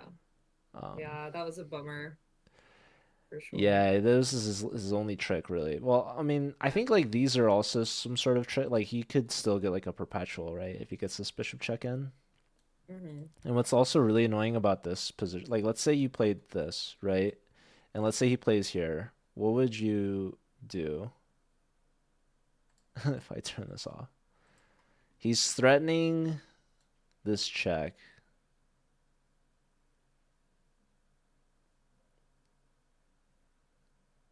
What would I do? Good question. I mean, we have to consider that too. So I can't Hmm. push that.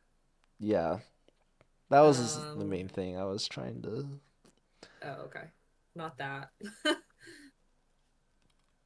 What would I do?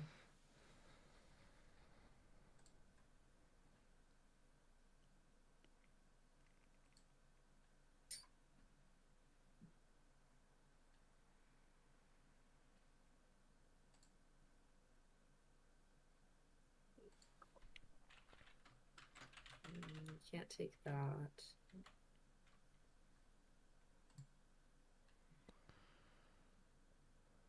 I don't know. I mean, if he checks me there, I go here. I don't know, maybe just push that. He checks. I move, I take that. Is that crazy? No, that's actually the best. Uh, is to just play c3 and just ignore the check. I was just seeing if you would fall for this, Mm, cause yeah, this is annoying, but um, like if our rook was still on f1, we actually get mated here, but this is still, I guess, going to be kind of fine for us because we're up, I guess, a pawn at least. But anyhow, yeah, we just have to be really cognizant of the H file, the mm-hmm. rook, and then the knight checks. Yeah. So it's like even if we get the queens off the board, the danger's not over yet because you Yeah. can get mated by like a surprisingly minimal amount of material. You get mated by like a Yeah. singular pawn. Yeah. Um, but I would say like overall, really proud of your games and how you played. Like these Thank you. players were very high rated, and you proved that not only can you hang with them, but you can beat them. And that's got to be some really valuable motivation to push harder and go higher and Yeah. get some more scalps. Yeah, I was feeling pretty happy after this one, after this entire tournament for sure.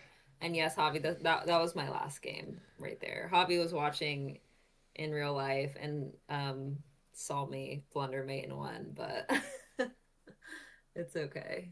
We live and we learn. And you improve.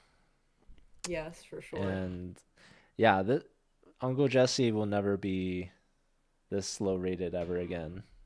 It's just up from here on out. Yeah. Yeah, Um, there's another tournament next month. Oh, now it's February now. At the end of this month, and the guy who's like hosting it or whatever was there, and he was like, you should come to this. He said you would dominate in your section. I'm like, okay, let's not get ahead of ourselves. Like, I had a good tournament, but let's hope it can continue. It's going to So continue. You're gonna keep I might getting go to that better. one. Thank you. People are gonna be prepping for Uncle Jesse now. They're gonna be like, "Oh my God, we saw what she did." So people are gonna Well, be scared to play you now. we'll see. When's your next tournament, Joe? Oh, I'm probably never playing another. Never again. No, I'm the old guy with high rating that gets beat by the low Oh, rated yeah. players. Yeah, you know. Yeah. Like if you Well, look at that's kind the of you to let them win. like career trajectory of the it's like Uncle Jesse's on the rise and I'm like over the peak on the downfall basically. So it's No. just at different stages of our chess journey. You have like 50 more years of chess. That's a long time. This isn't even your peak. I don't know if I've saved enough elo to last me that long because it's gonna be depleted pretty quickly. Hmm. But So Joe is the real Unk. No. exactly. Joe won't be Unk for a few more months until the summer. A few months this summer. Okay. I see what you're saying. Yeah. Well, are you Well, gonna keep streaming or what? What's your no, plan? I think I'm gonna go find dinner. Okay, that's what I'm gonna do too. So I'm gonna raid you, Okay. and Well, I you're. appreciate you going over my games. I appreciate Um, you playing such beautiful chess for the rest of Thank us to you. experience. Thank you. All I right, appreciate that. congratulations. This is Thank the you. most you've ever won from a tournament. Sure is. First time was 1.5. Second was 2, and this one was 3. Wow, and when's your next tournament? I'm thinking about the one at the end of this month. World I'm Championship, considering it. the Speed Chess Championship this weekend Yeah, that's exactly what I was thinking. in London. That's exactly Safe right up my travels. alley. No, maybe on the 28th, it's like 60 plus 10 or something like that. And I Ooh, think it's 4 games, so similar. same But deal, just a little yeah, we'll see. faster. I don't know yet. Yeah. Okay. Well, best of luck. I guess we're gonna do what's the game called? Like Wordle. It's words on stream. Ah, okay. Classic. Yeah. Words on Huge. stream while I eat and while Joe eats, and then I'll play more chess afterwards. So, Very cool. All all right. right. Thank you again. I appreciate it.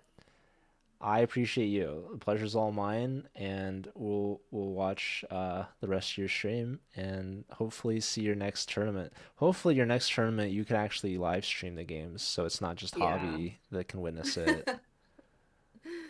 So you guys know I'm telling the truth. Exactly. All right. Take All care. right. Enjoy your See food. ya. Boy. Thank you too.